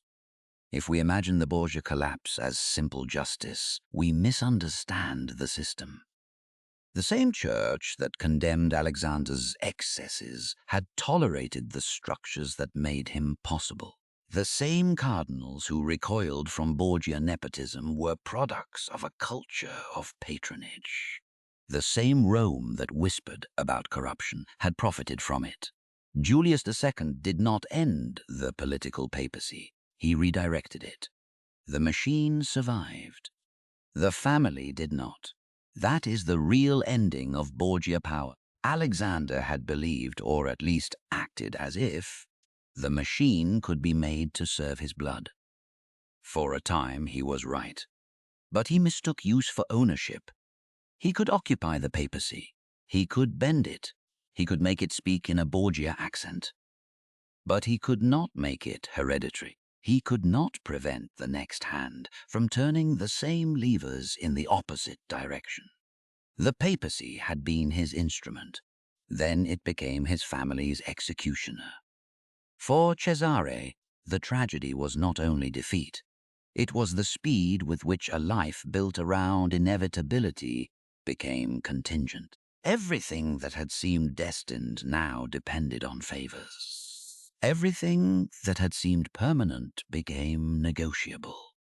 Everything that had seemed feared became vulnerable. A prince without a secure state is only a dangerous man with a fading name. Cesare's later years would carry him away from the center of the world he had tried to command. He would eventually die in 1507 near Viana, far from the Vatican corridors, far from Romagna's great experiment, far from the moment when Machiavelli had watched him as the terrifying model of a new prince. His end was not grand enough for his ambition.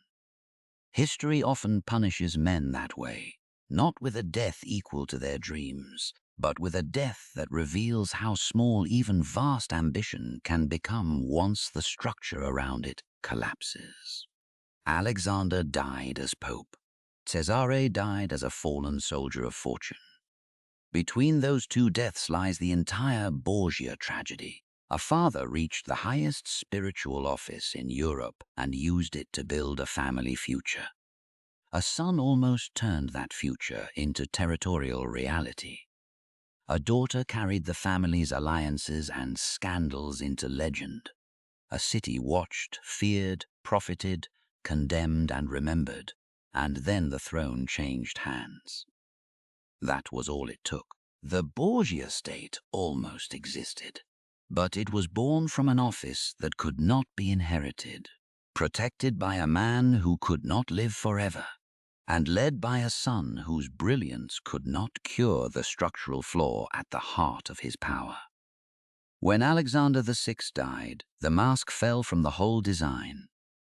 The Borgias had not built a dynasty. They had built a magnificent dependency. And the source of that dependency vanished. All the enemies who had waited in silence began to speak. The collapse was not a surprise. It was the truth arriving on schedule. The Borgias lost power, but they did not disappear. That is the strange afterlife of certain families in history. Most dynasties, when they fall, become dates, genealogies, ruins, and names in documents. Their palaces are sold, their lands divided, their enemies rewarded, their descendants absorbed into other houses. Time does what armies cannot. It reduces ambition to footnotes. But the Borgias escaped that fate. Not because their state survived. It did not. Not because Cesare founded a lasting dynasty. He failed. Not because Alexander VI restored the moral authority of the papacy. He did the opposite in the eyes of his enemies. And not because Lucretia remained a major political force at the center of European power. She lived on, but in a different world, under a different identity, carrying a name that history refused to let become ordinary. The Borgias survived because they became a symbol.